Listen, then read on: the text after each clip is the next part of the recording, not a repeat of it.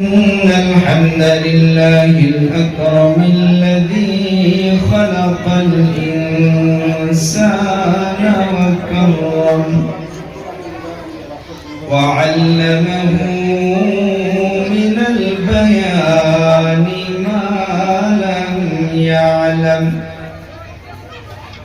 فسبحان الذي لا يحصى امتنانه باللسان ولا بالقلم.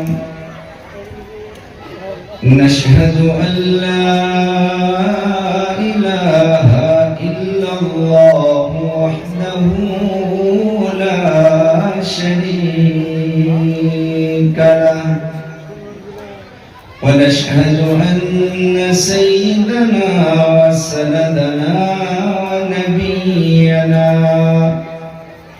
ونبينا وحبيبنا مولانا محمدا عبد الله ورسوله الذي أرسله الله تعالى بالحق بشيرا ونذيرا وداعيا إلى الله بإذنه وسراجا وقمرا منيرا. صلى الله تعالى عليه وعلى آله وأصحابه وبارك وسلم تسليما كثيرا كثيرا. أما بعد فأعوذ بالله من الشيطان الرجيم.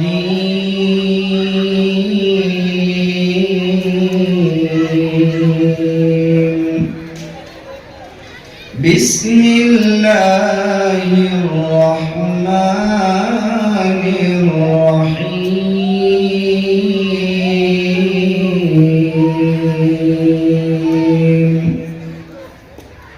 وننزل من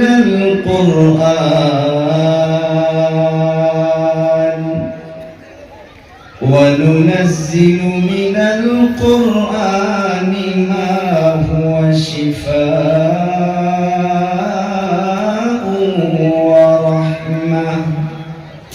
ورحمة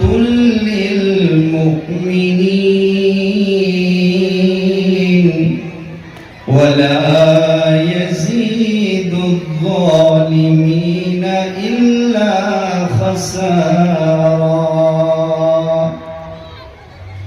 وقال رسول الله صلى الله تعالى عليه وسلم يقال لصاحب القرآن اقرأ وارتقي ورتل كما كنت ترتل في الدنيا فإن منزلك عند آخر آية تقرأها. سبحانك لا علم لنا إلا ما علمتنا إنك أنت العليم الحكيم.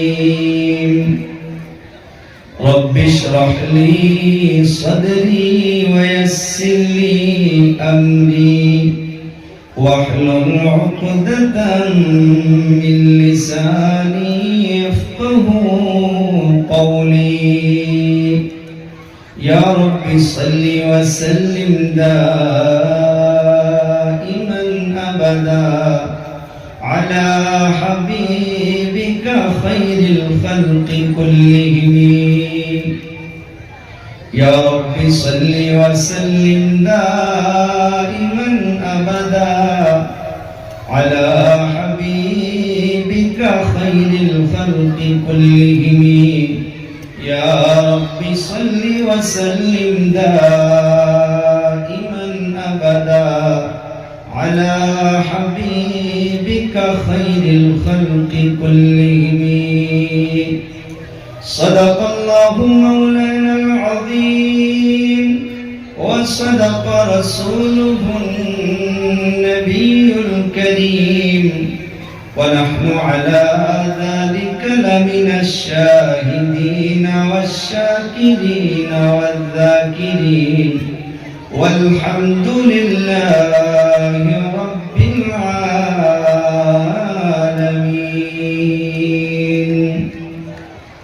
الحمد لله. আজ এই পবিত্র কোরআনের মাহফিলের স্বনামধন্য সম্মানীয় সভাপতি সাহেব, এই মাহফিলের সমস্ত অতিথিবৃন্দ, জাতির মাতার মুকুট ওয়ারাসাতুল আম্বিয়া মুআজ্জাজ ও মুকাররম হযরত উলামায়ে কেরাম, স্কুল কলেজ ইউনিভার্সিটি থেকে আসা সম্মানীয় শিক্ষাগুরুগণ, বিভিন্ন ব্যবসায়ী ভাই বন্ধু সকল, দূর দূরান্ত থেকে আগত আল্লাহ পাকের আশিকিন, যাকিরিন, শাকিরিন, মুহিব্বিন, মুরব্বিয়ান ইযাম, বিশেষ করে আমার সমবয়সী যুবক ভাই বন্ধুগণ, অতি আদরের ও স্নেহের ছোট ভাই, পর্দার আড়ালগত সম্মানিত মা এবং ভগ্নীগণ, আলোচনা শুরু করার আগে দুটা বস্তুকে আমাকে আপনাকে জানতে হবে। ওয়াজ আর আওয়াজ। ওয়াজ কোন সময় হয়? দুটা বস্তু থাকলে সেটাকে ওয়াজ বলে, আর নেই তো শুধু আওয়াজ। তার মাধ্যমে নাম্বার 1 হইতেছে আল্লাহ রাব্বুল আলামিনের রহমত লাগবে। 2 নাম্বার শ্রোতাদের নেক নিয়ত। শ্রোতাদের নেক নিয়ত যদি থাকে তো এখানে যে বসবে আল্লাহ তাকে বলার জন্য কিছু তৌফিক দিবেন। আমি একটা বস্তু সব জায়গায় প্রশ্ন করি যে এত আলোচনা হইতেছে আজ সমাজে, আসামে, বিভিন্ন জায়গায় 2 ঘন্টা 5 ঘন্টা আলোচনা শোনার পর, বলার পর নিজেকে আপডেট দিতে পারতাছি না। এর মূলত কারণ কি? 20 বছর আগে যে ছিলাম, 1 ঘন্টা কোরআন শোনার পরেও ওই 20 বছর আগের মতোই থেকে গেলাম। জুমার দিন খতিব সাহেব মসজিদে আলোচনা করে শোনার পরে আগের মতোই থেকে গেলাম। এর মূলত কারণ কি? আমি কেন নিজেকে চেঞ্জ করতে পারি না? নিজেকে কেন বদলাইতে পারি না? একটা নিয়তে আমি আপনি পড়ে আছি, যার জন্য আমি নিজেকে বদলাইতে পারি না। অনেক বলে যে আল্লাহ যখন আমাকে ভালো বানাবে আমি তখন ভালো হব, আল্লাহ যখন আমাকে মসজিদে নিয়ে যাবে আমি তখন যাব, আল্লাহ যখন রাগ ছাড়াইয়া দিবে তখন ছাড়ব, আল্লাহ যখন জুয়া ছাড়াইয়া দিবে তখন ছাড়ব, আল্লাহ যখন মা বাবার খেদমত করার তৌফিক দেয় তখন আমি খেদমত করি। ওলামায়ে কেরামদেরকে নিয়ে বলতেছি, কাগজ কলম দিয়ে আপনি লিখে রাখেন, এই নিয়ত নিয়ে যদি থাকি আমি আর আপনি, কায়ামতের সকাল হয়ে যাবে, আমি আপনি মসজিদে যাইতে পারবো না, আমি আপনি জুয়া ছাড়তে পারবো না, ড্রাগস ছাড়তে পারবো না, সমাজকে নেশামুক্ত করতে পারবো না। তাহলে কি করতে হবে? চলুন কোরআন থেকে শুনি কোরআন কি বলে। সব সমস্যার সমাধান হয় কোরআন দিতে পারে কিনা? চিল্লাইয়া বলুন, পারে কিনা?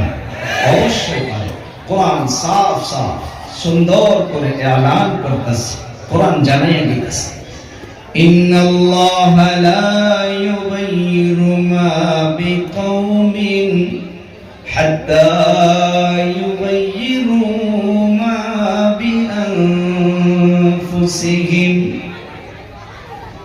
আল্লাহ রাব্বুল আলামিন বলেন, ওলামায়ে কেরাম নিশ্চয় আপনারা অবগত, ইন্না শব্দুল মানা নিশ্চয়, অবশ্যই, ইয়াকিনান।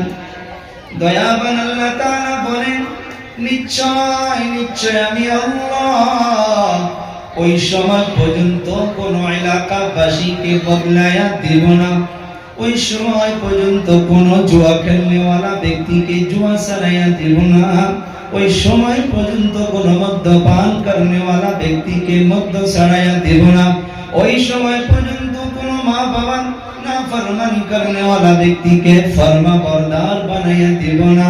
প্রশ্ন করেন, ও হুজুর কোন সময় আল্লাহ তাআলা তাহলে বদলাইয়া দিবে? আয়াতের শব্দের দিকে লক্ষ্য করুন। আল্লাহ তাআলা জানাইয়া দেয়, হাত্তা ইউগাইয়িরু মা বিআনফুসিহিম। ওরে মানুষ, তুমি নিজেই যত সময় পর্যন্ত তুমি নিজেই নিজেকে বদলানোর জন্য চেষ্টা করবা না, নিজেই নিজেকে ভালো বানানোর জন্য তুমি ভাববা না, আল্লাহ তাআলা তার এক সেকেন্ড আগে আমার আপনার হালতকে আল্লাহ বদলায়া দিবে না। আজ মাহফিলের মাধ্যমে জমা হয়েছে, আল্লাহ নিশ্চয় আমাকে আপনাকে জায়গার মাধ্যমে জমা করেছে।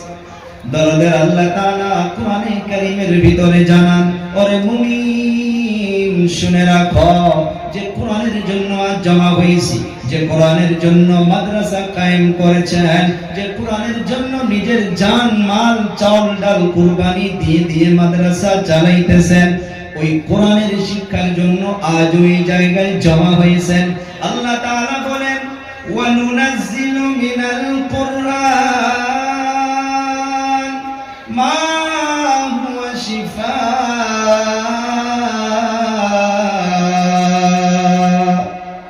আয়াতটা পুরো এখনো পড়িনি।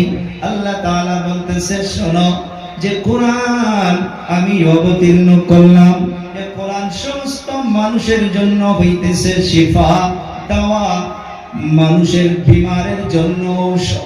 প্রশ্ন করেন, হুজুর জ্বর হইলে সর্দি হইলে মানুষ ডক্টরের নিকটে চলে যায়, তারা ইনজেকশন দেয়, ট্যাবলেট দেয়, অন্যান্য দাওয়া দেয়, কিন্তু কোন বেমারের কথা আল্লাহ তাআলা কোরআনের মাধ্যমে বলতেছে? ভালো করে খেয়াল করুন বন্ধুরা আমার, আমার কলিজা টুকরা যুবক, আপনার কোন বেমারের কথা বলা হচ্ছে? আযান হয়ে যায়, পাঁচজন যুবক বাজারে বসে বসে চা পান করে থাকে, মুয়াজ্জিন বারবার বারবার দিনের মাধ্যমে 5 বার করে ডাকে, হাইয়া আলাস সালাহ, আসো নামাজের দিকে আসো, হাইয়া আলাল ফালাহ, আসো কামিয়াবির পথে আসো। ওরে যুবক, তুমি চার দোকানে বসে বসে চা পান করে করে সময়টুকু পার করে দাও, তোমার একবার মসজিদে যাওয়ার জন্য দিলটা চায় না, মনটা চায় না, অন্তরটা চায় না। আমি বলবো, রে যুবক, তুমি গুয়াহাটিতে যাইতে হবে না, তুমি গোয়ালপাড়া সরেসে যাইতে হবে না, লাইফ কেয়ারে যাইতে হবে না, আল সালামে যাইতে হবে না, তুমি নিজেই ফয়সালা করো, এইটা তোমার একটা বড় বিমার। বছরে একবার কোরআনের মাহফিল দিয়েছেন, এখানে কোরআনের আলোচনা চলতেছে, অনেকগুলো যুবক ঘোরাফেরা করতেছে, তাদেরকে আল্লাহ বসার জন্য তৌফিক দিচ্ছে না।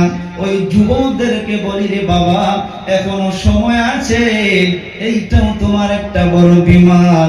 এই বিমারগুলো কোনো হাসপাতালে গেলে শুধরোগী হবে না, কোনো মেডিকেলে ট্রিটমেন্ট হবে না, এই বিমারগুলো শিফা হবে একমাত্র কোরআনের মাহফিলে।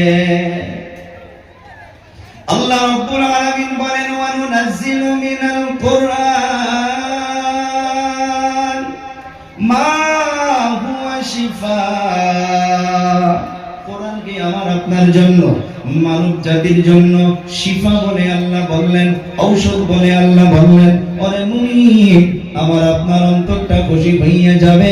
দরদের আল্লাহ তাআলা এই আয়াতের ভিতরে আরেকটা স্পেশাল ভাবে একটা গিফট, একটা পুরস্কার আমার আপনার জন্য শুধু নয়, সমস্ত মুমিন বান্দা বান্দির জন্য আল্লাহ তাআলা সুন্দর করে জানিয়ে দিলেন, ওয়া রাহমা। কোরআন হইতেছে রহমত। কার জন্য কোরআন রহমত? আয়াতটা শুনলে বুঝতে পারবেন রে বাবারা, আল্লাহ তাআলা জানাইয়া দিল, ওয়া রাহমাতুল লিল মুমিনিন।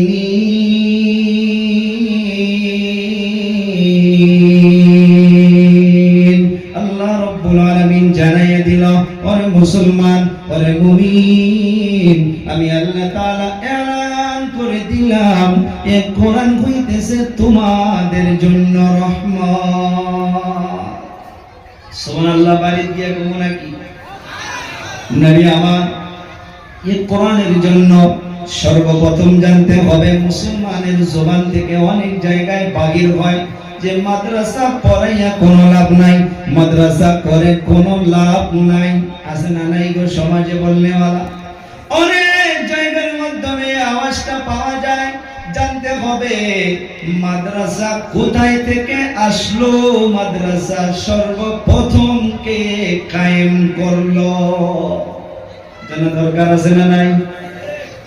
এই মাদ্রাসার মুতামিম সাহেব হযরত সনওয়ার হোসেন সাহেব দামাত বারাকাতুহুল আলিয়া অল কমিটি বৃন্দ সবাই মিলে কোরআনের জন্য, মাদ্রাসার জন্য মানুষের দ্বারে দ্বারে যায়, রাত দিন একত্রিত করে মানুষের দ্বারে দ্বারে গিয়ে মেহনত করে। নবী আমার দুটা বস্তুকে ভালো করে বুঝাইছে। ওই যে নাম শুনেছি গারে হীরা, অনেক উঁচু একটা পাহাড়, যে পাহাড়ে উঠতে গেলে আমার মতো একটা যুবককে 2 ঘন্টা 40 মিনিট 45 মিনিট লেগে যায়। আমার আপনার নবী ওই পাহাড়ের উপরে একা একা একা একা উঠে উঠে ওই গারে ঘেরা যে জায়গাটুকুকে বলা হয় ওই জায়গার মাধ্যমে বসে বসে নবী আমার একা একা একা একা আল্লাহর ধ্যানে বসে থাকতো। যেদিন থেকে 40 বছর মোকাম্মল হইয়া গেছে, কোন কোন রিওয়ায়াতে পাওয়া যায় 40 বছর 6 মাস হইয়া গেছে, আল্লাহ তাআলা মেসেজ প্রেরণ করলেন জিবরাইলের দ্বারা। জিবরাইল চলে আসলো, আসার পর আমার আপনার নবীকে বলল, ইয়া মুহাম্মদ ইকরা। অনেক মানুষ বলে মুসলমানের শিক্ষার দিকে কোনো ধ্যান নাই, লক্ষ্য নাই। ওরে বাবা, মুসলমানের কোরআন খুলে দেখো, সর্বপ্রথম শব্দটা আল্লাহ তাআলা অবতীর্ণ করেছে, সেটার নাম হইল পড়ো। আল্লাহ তাআলা জিবরিলকে পাঠিয়ে দিল, জিবরিল চলে আসলো, আমার আপনার নবীকে বলতেছে, ইয়া মুহাম্মদ ইকরা। ভালো করে ধ্যান দিয়ে বুঝবেন।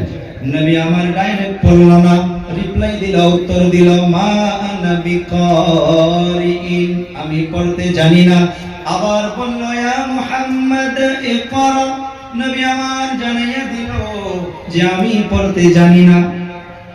অবশেষে জিবরাইল আমার আপনার নবীকে সিনার মাধ্যমে নিয়ে একটা চাপ দিয়েছে।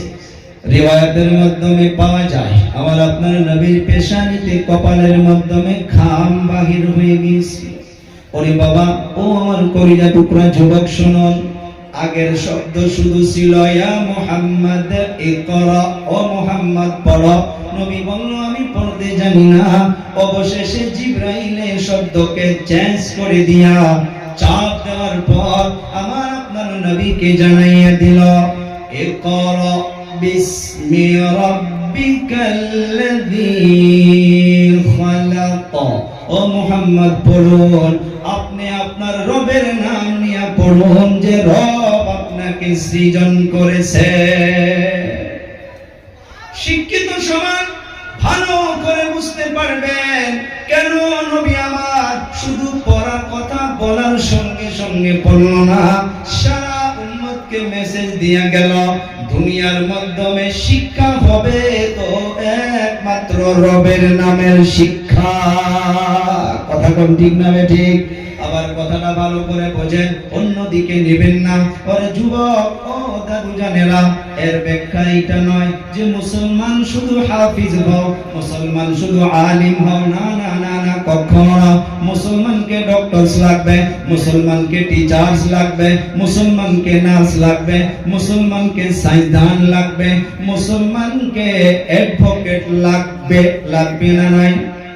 এই আয়াতের দ্বারা এটা বোঝানো হচ্ছে নবী আমার মেসেজ দিয়া গেল, আপনি ডক্টর হন বাধা নাই, আপনি সাইন্সদান হন বাধা নাই, আপনি ইঞ্জিনিয়ার হন বাধা নাই, আপনার ডক্টরের মাধ্যমে রবের পরিচয় থাকা লাগবে, আপনার টিচারের মাধ্যমে রবের পরিচয় থাকা লাগবে, আপনার সাইন্সদানের মাধ্যমে রবের পরিচয় থাকা লাগবে, আপনার অ্যাডভোকেটের ভিতরে রবের পরিচয় থাকা লাগবে। রবের পরিচয় যদি দুনিয়ার জমিনে আমার আপনার ভিতরে না থাকে, এই দুনিয়াবি ডিগ্রি আমার দুনিয়ার জমিনে থেকে যাবে, সেটা কবর পর্যন্ত আর যাবে না। নবীকে যখন বলল রবের নাম নিয়ে পড়ো, রবের নাম নিয়ে পড়ো, নবী আমার সাথে সাথে পড়া শুরু করে দিল।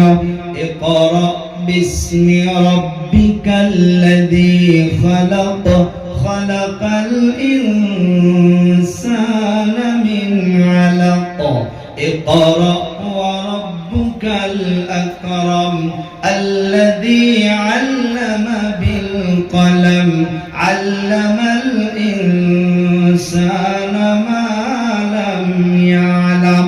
পাঁচ আয়াত সর্বপ্রথম ওই যে পাহাড়ের উপরে আল্লাহ তাআলা সর্বপ্রথম এই পাঁচটা আয়াতকে অবতীর্ণ করলো। নবী আমার সাহাবা কেরামদেরকে নিয়ে আজ পর্যন্ত যান হুজ্জাজে কেরাম আপনারা নিশ্চয় দেখেছেন, বুঝেছেন, শুনেছেন। মসজিদে নববী মদিনাতুল মুনাওয়ারায় চলে যান, মসজিদে নববীর একটা ছাদ দিয়া আজ পর্যন্ত একটা জায়গা 1 ফুট উঁচু করে রাখা হয়েছে, ফার্স্ট থেকে 1 ফুট উঁচু। ওই জায়গাটুকু নবী আমার যে জায়গায় নিজে শিক্ষা গুরু হয়েছিলেন, যে মাদ্রাসার ছাত্র ছিলেন আবু বকর, ওমর, ওসমান, আলী রিদওয়ানুল্লাহি তাআলা আলাইহিম আজমাইন, ওই জায়গাটুকু উঁচু করে রাখলো। নবী আমার নাম দিয়া গেল সুফা, আসহাবে সুফা।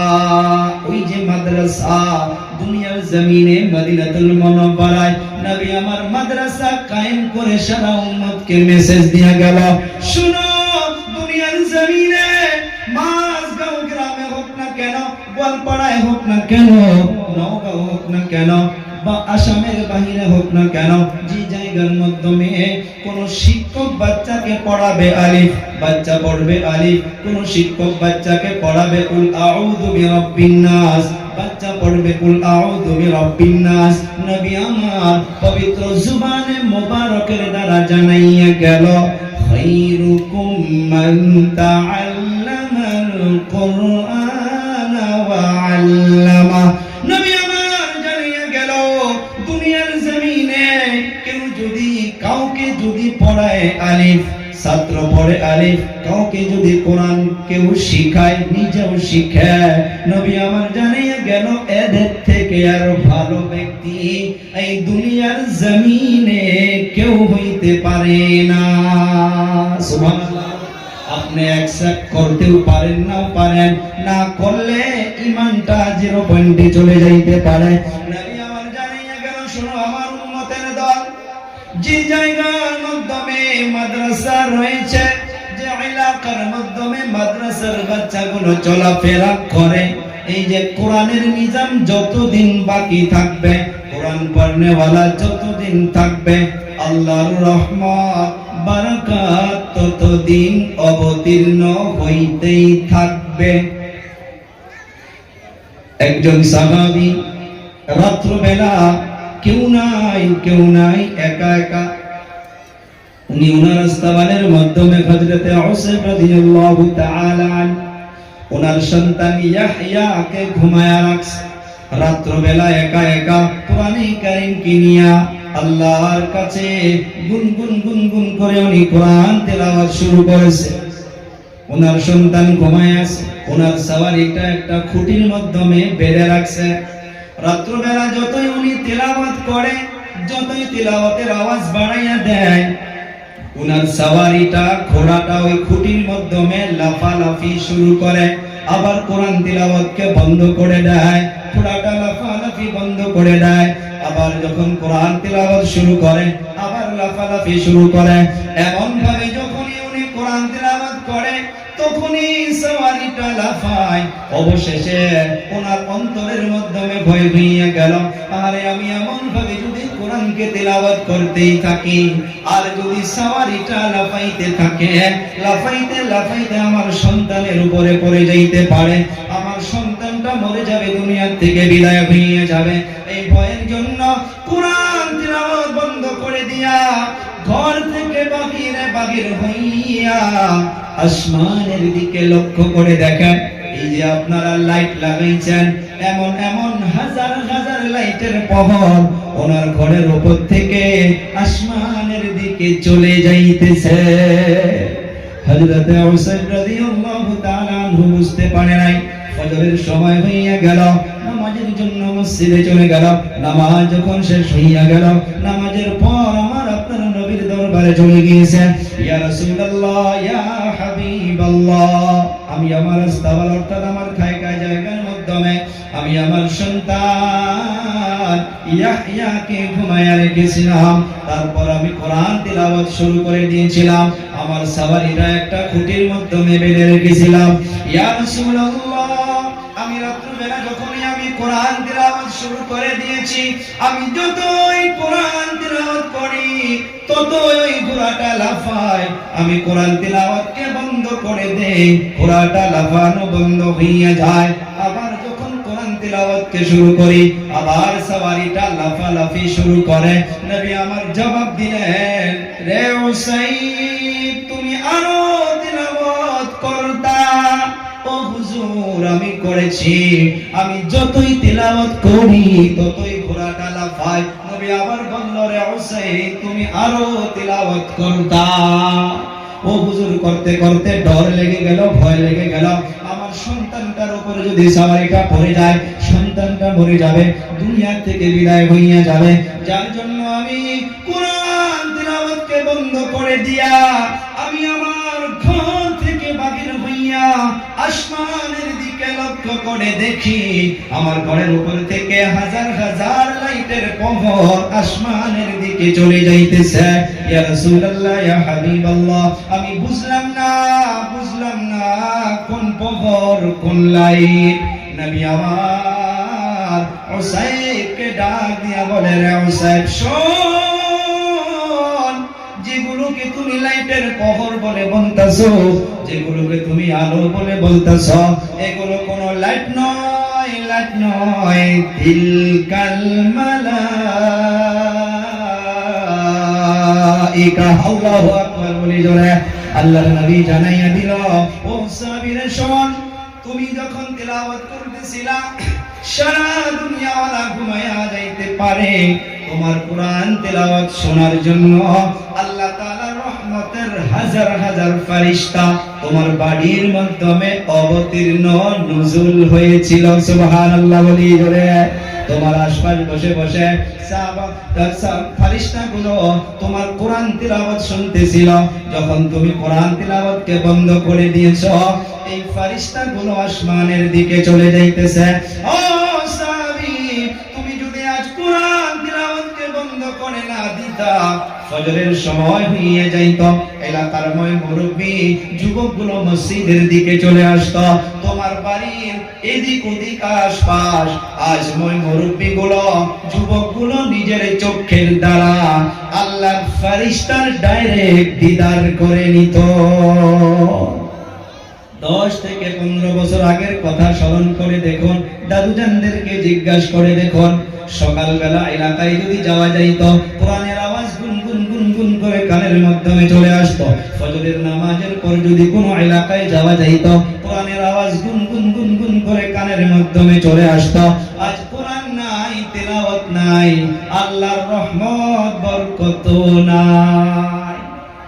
নবী আমার সেই জন্য মাদ্রাসা কায়েম করে মাদ্রাসার বাচ্চাদের কথা বলে গেল, ও আমার উম্মতের দল, শুনো, যে এলাকার মাধ্যমে মাদ্রাসা রয়েছে, যে গাঁয়ের মাধ্যমে মাদ্রাসার বাচ্চাগুলো চলাফেরা করে, এই মাদ্রাসার বাচ্চাদের পায়ের নিচে আল্লাহ তাআলার রহমতের ফেরেশতাগুলো নিজের ডানা এবং ফাঁকা গুলোকে বিছাইয়া দেয়। সুবহানাল্লাহ বলি।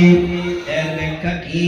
হাদিসে মুবারাকা এতটুকু আমরা শুনেছি যে মাদ্রাসার বাচ্চাদের পায়ের নিচে আল্লাহ তাআলা রহমতের ফেরেশতাগুলো ডানাকে বিছাইয়া দেয়, ফাঁকাকে বিছাইয়া দেয়। এর ব্যাখ্যা মুহাদ্দিসিনে কেরাম বলতেছে।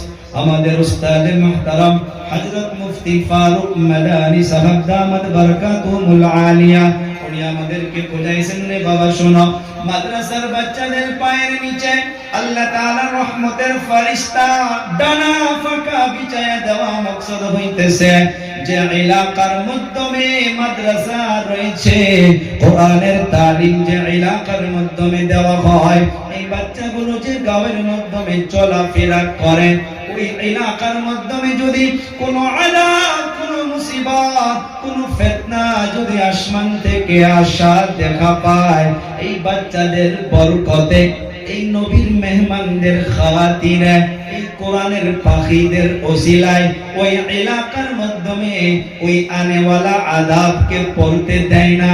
এই ফেরেশতাগুলো নিজের ডানার দ্বারা, ফাঁকার দ্বারা ওই এলাকার যে আযাব নিজের ডানার দ্বারা ধাক্কা মেরে অন্য জায়গায় পার করে দেয়। নবী আমার বলে যায়, ও আমার উম্মতের দল, শুনে রাখো, এই যে মাদ্রাসা কায়েম করলাম আমি নবী নিজে, উম্মতকে মেসেজ দিয়ে গেলাম।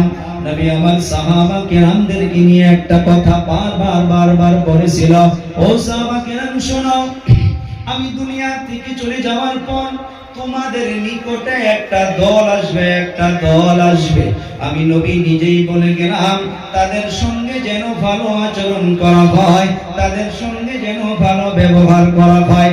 সাহাবা কেরাম প্রশ্ন করল, মান ইয়া রাসূলুল্লাহ, তারা কারা?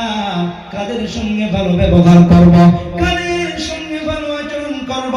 নবী আমার জানাইয়া গেল, যারা মা বাবার মহব্বত ত্যাগ করে, ভাই বোনের মহব্বত ত্যাগ করে কোরআন ও হাদিস শিখার জন্য জমা হবে, আমি নবী হয়ে বলে গেলাম, তাদের সঙ্গে যেন ভালো আচরণ করা হয়। তারা কারা? এই যে আপনাদের মাদ্রাসার বাচ্চাগুলোর কথা নবী বলেছে, যত মাদারিস রয়েছে সমস্ত মাদ্রাসার বাচ্চার কথা নবী আমার বলে গিয়েছে। নবীর মেহমান, ইনাদের সঙ্গে ভালো আচরণ করার জন্য নবী আমার নিজেই বলে গিয়েছে। এখন কথা হইতেছে, আমি বলতেছিলাম কোরআন রহমত, কোরআন তেলাওয়াত থাকলে রহমত পাওয়া, কোরআন তেলাওয়াত থাকলে বারাকাত পাওয়া, কোরআন থাকলে আমি আপনি নিজামকে সঠিকভাবে পাবো। আল্লাহ তাআলা কোরআনে কারীমের ভিতরে অন্য জায়গায় জানাইয়া দেয়, ও আমার যুবক, ও বান্দারা শোনো, এই কোরআনকে যখন তেলাওয়াত করা হবে, কোরআনের যখন বিশ্লেষণ করা হবে, কোরআনে কারীমের যখন ব্যাখ্যা করা হবে, আমি আল্লাহ তাআলা তোমাদিগকে দুটা আদেশ করে গেলাম। কয়টা আদেশ? দুটা আদেশ করে গেলাম। আল্লাহ তাআলা জানাইয়া দিল, ওয়া ইযা কুরিআল কুরআন ফাসতামিউ লাহু ওয়া আনসিতু। আল্লাহ তাআলা জানাইয়া দিল, যখন কোরআনে কারীমকে তেলাওয়াত করা হবে, আমি আল্লাহ তাআলা জানাইয়া দিলাম, ফাসতামিউ লাহু, নাম্বার 1 হইতেছে সেটাকে তোমরা শোনো। চিল্লাইয়া বলেন, কোরআনকে শোনার জন্য কে বলেছে? নিলে বুঝেন নাই। ওয়া ইদা কুরিআল কুরআন ফাসতামিউ লাহু, আল্লাহ তাআলা জানাইয়া দিল, যখন কোরআনকে তেলাওয়াত করা হবে, যখন কোরআনে কারীমের বিশ্লেষণ করা হবে, আমি আল্লাহ তাআলা জানাইয়া দিলাম, ফাসতামিউ লাহু, সেটাকে তোমরা শোনো। ও যুবক, ও দাদুজানেরা আমার, কেমন ভাবে শুনবো?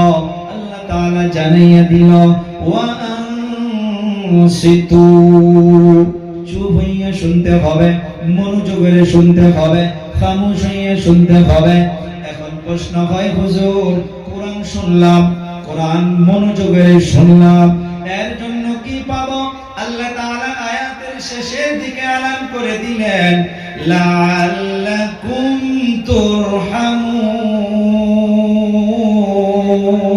তুরহামুন। আল্লাহু আকবার বলি।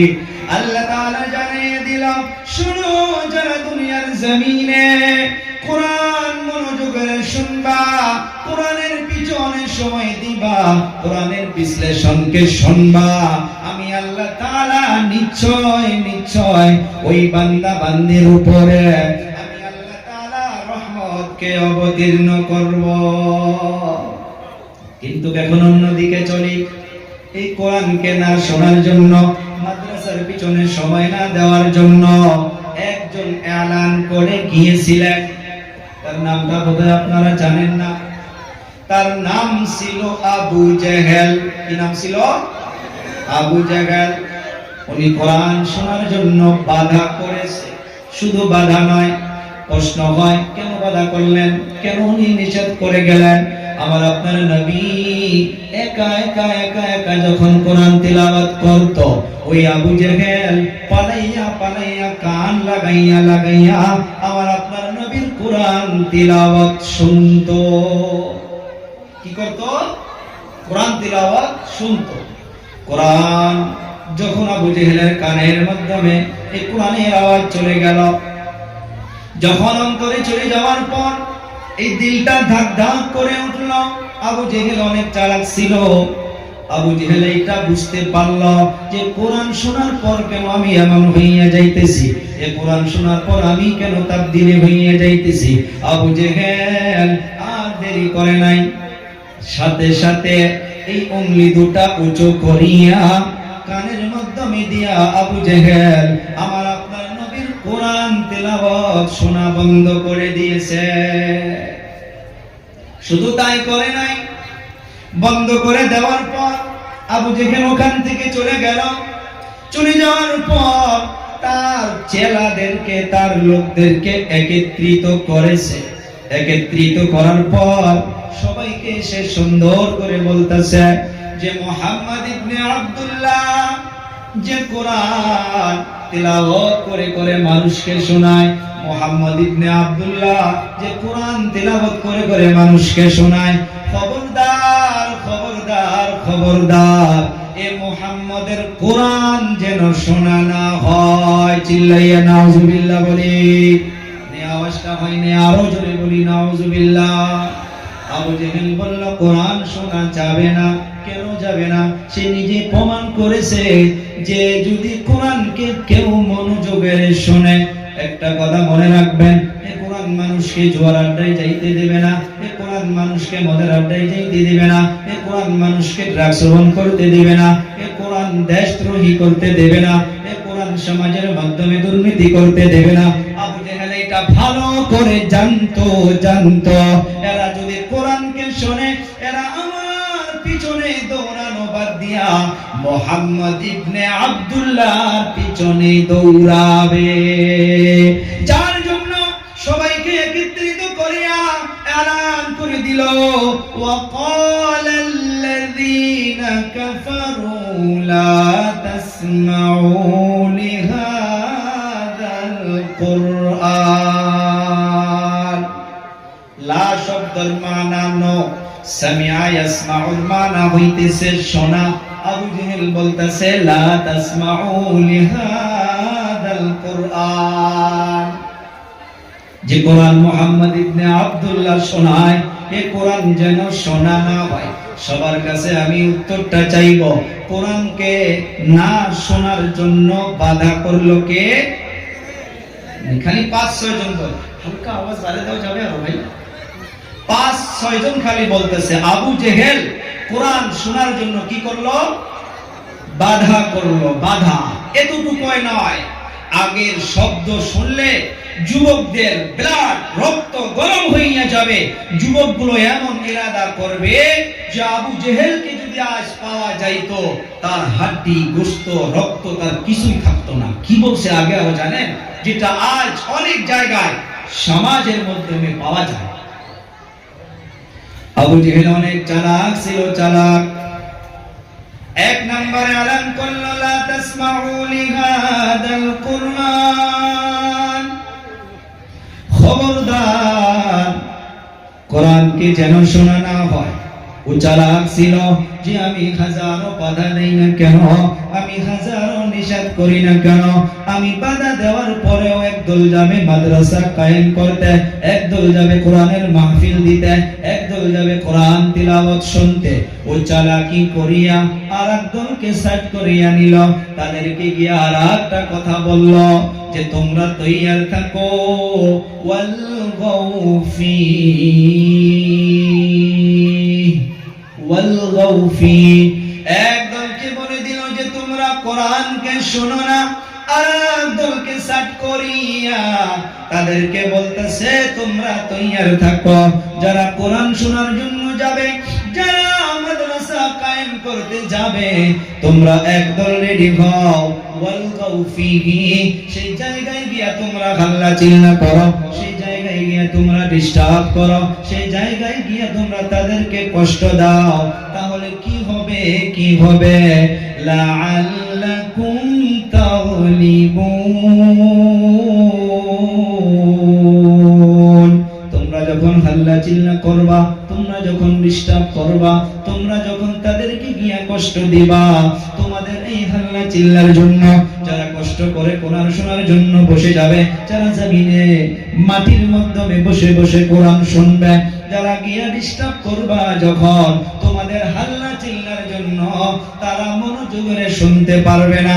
আবু জেহেলের মেন টার্গেট ছিল যে কোরআনকে যাতে মনোযোগের শোনা না হয়, কারণ মনোযোগের কোরআন শুনতে গেলে আবু জেহেলের পিছনে দৌড়াবে না, ডাইরেক্ট মুহাম্মদ ইবনে আব্দুল্লাহর পিছনে দৌড়াবে। সেই জন্য আবু জেহেল বলল, যাও যাও তোমরা গিয়ে হাল্লা চিল্লা করো, তাদেরকে মুহাম্মদ ইবনে আব্দুল্লাহ যে কোরআন শোনায় তারাও যেন মনোযোগের শুনতে না পারে। নাউজুবিল্লাহ বলি। দুনিয়ার জমিনে তালাশ করেন, মাদ্রাসার পিছনে একদল দৌড়ায়, আর একদল বলে মাদ্রাসা লাগে না, স্কুল শুধু পড়াও, কলেজ পড়াও। ওরে বাবা, আমরা তো উলামায়ে কেরাম এটা কখনো বলি না, আমরা এটাও বলি হাফিজও বানাও, আলিমও বানাও, ডক্টরও বানাও, সায়েন্সদান বানাও, টিচার্স বানাও, মুসলমানকে সব লাগবে, সব লাগবে। আল্লাহ তাআলা ডাক দিয়া বলল, ফাসতামিউ লা, কোরআনকে শুনতে হবে, মনোযোগের শুনতে হবে। আবু জেহেল বলছে কোরআনকে শোনা যাবে না, কিয়ামতের সকাল পর্যন্ত আবু জেহেল না আসতে পারে। আবু জেহেল মার্কা মানুষ দুনিয়ার জমিনে পাওয়া যাবে। এখনো আওয়াজ উঠায় অনেক মানুষ, কোরআন থেকে এই আয়াতকে তুলে দাও, কোরআনকে এটা বন্ধ করে দাও। আমার আপনার নবী সাল্লাল্লাহু আলাইহি সাল্লাতু ওয়াসসালাম যখন মক্কাতুল মুকাররমায় এই কোরআনকে যখন প্রচার শুরু করেছিল, ওই জায়গার মাধ্যমে একদল বাহির হইয়া গেছে, যারা বলছে নাউযুবিল্লাহ, এটা মুহাম্মদ ইবনে আব্দুল্লাহর বানানো কথা, এইটা আল্লাহর কালাম নয়, এইটা মুহাম্মদের বানানো কথা। নাউযুবিল্লাহ বলি। আল্লাহ তাআলার হাবিব দিলটা আল্লাহর দিকে রুজু করে দিল। আল্লাহ তাআলা আমার আপনার নবীকে বলতেছে, ও পয়গম্বর, আপনার কোনো টেনশনের দরকার নাই, আপনার কোনো চিন্তার দরকার নাই। যারা বলে এইটা আল্লাহর কালাম নয়, যারা বলে এইটা মুহাম্মদের বানানো কথা, আপনি ওপেন ভাবে তাদেরকে চ্যালেঞ্জ করে দিন। একটা নয়, দুটা নয়, তিনটা করে চ্যালেঞ্জ করে দিন। আল্লাহ তাআলার ওয়াদা মোতাবেক আমার আপনার নবী এলান করে দিল, قل إن اجتمعت الإنس والجن على أن يأتوا بمثل هذا القرآن لا يأتون بمثله ولو كان بعضهم لبعض ظهيرا। আল্লাহ তাআলা প্রথম চ্যালেঞ্জটা করে দিলেন, যুবকদেরকে ভালো করে বলবো, মনোযোগের শুনবেন, কারণ মাদ্রাসার জন্য আপনারা জমা হয়েছেন, মাদ্রাসার পিছনে সময় দিতেছেন। এই মাদ্রাসার পিছনে দৌড়াইতে গেলে কোরআনের বিষয়ে আরো কিছু জানতে হবে। দুশমন সম্মুখে দাঁড়াইতে পারে, কোরআনের বিরোধিতা কেউ করতে পারে, তাদেরকে জবাব দিতে হবে, জবাব দিতে হবে। আল্লাহ তাআলা নবীকে জানাইয়া দিল, আপনি ওপেন ভাবে এলান করে দিন, যারা বলে এইটা মুহাম্মদের বানানো কথা, তাদেরকে আপনি এলান করে দিন। নবী আমার জানাইয়া দিল যে শোনো, তোমরা জিন জাতি আর মানব জাতি যারা বলো এটা আল্লাহর কালাম নয়, আমার বানানো কথা, তোমরা সবাই একত্রিত হইয়া যাও, আর এই কোরআনের মতো করিয়া তোমরা একটা কোরআন বানাইয়া আনো। আওয়াজ দিবেন, চেষ্টা তারা করছে না নাই? জানেন যদি জবাব দিবেন, চেষ্টা করছে না নাই? চেষ্টা শুধু করে নাই এতটুকুই নয়, লিখতে যায় কাগজ ছিঁড়ে দেয়, লিখতে যায় কাগজ ছিঁড়ে দেয়, লিখতে যায় কাগজ ছিঁড়ে দেয়। এমন ভাবে আল্লাহ তাআলা দেখতেছে, তারা একটা শব্দ বানাইতে পারতেছে না। আল্লাহ তাআলা আপনার নবীকে বলল, পয়গম্বর, পুরা কোরআনের মাধ্যমে 30টা পারা 114টা সূরা, এতগুলো লাগবে না। তাদেরকে 2 নম্বর চ্যালেঞ্জটা আপনি করে দিন। আল্লাহ তাআলার হুকুম অনুযায়ী আমার আপনার নবী 2 নম্বর চ্যালেঞ্জটা করে দিলেন, আম ইয়াকুলুনা ইফতারা কুল ফাতু বিআশরি সুওয়ারিন মিথলিহি মুফতারায়াতিন ওয়াদউ মান ইসতাতাতুম মিন দুনিল্লাহি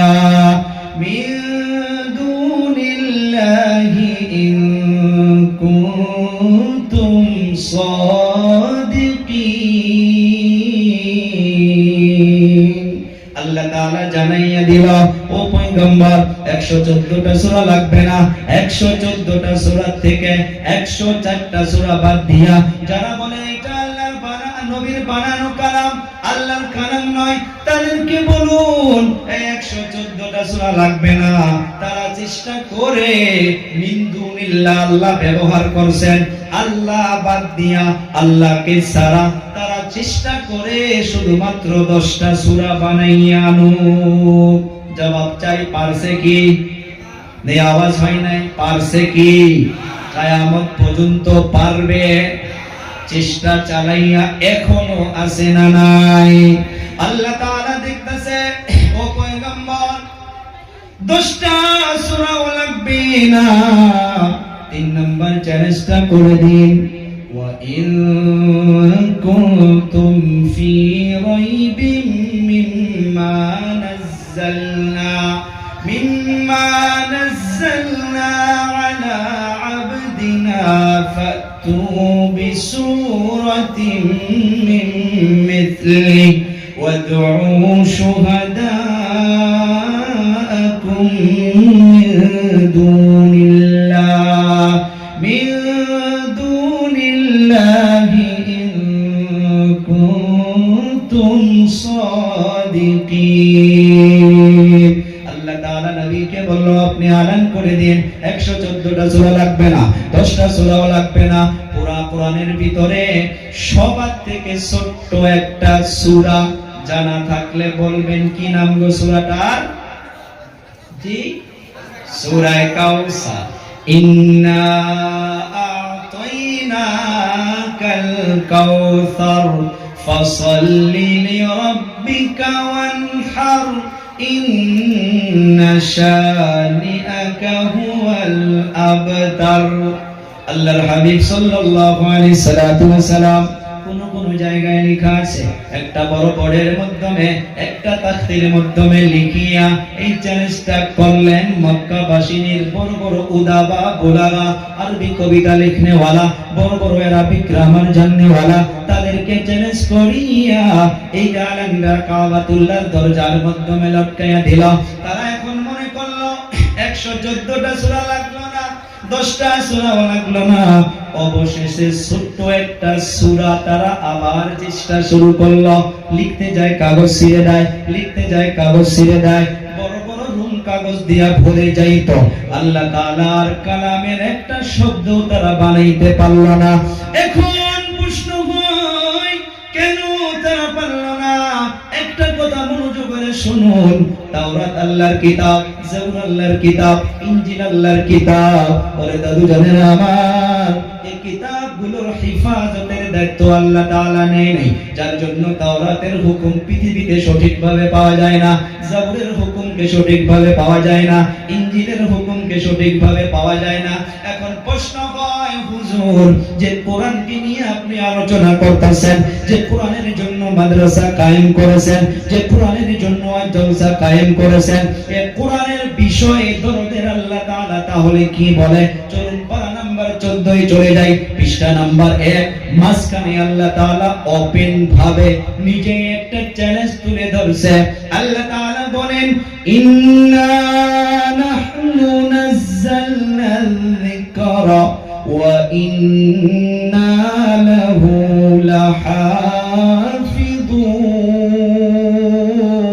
লাহাফিযুন। চিল্লাইয়া আল্লাহু আকবার বলি।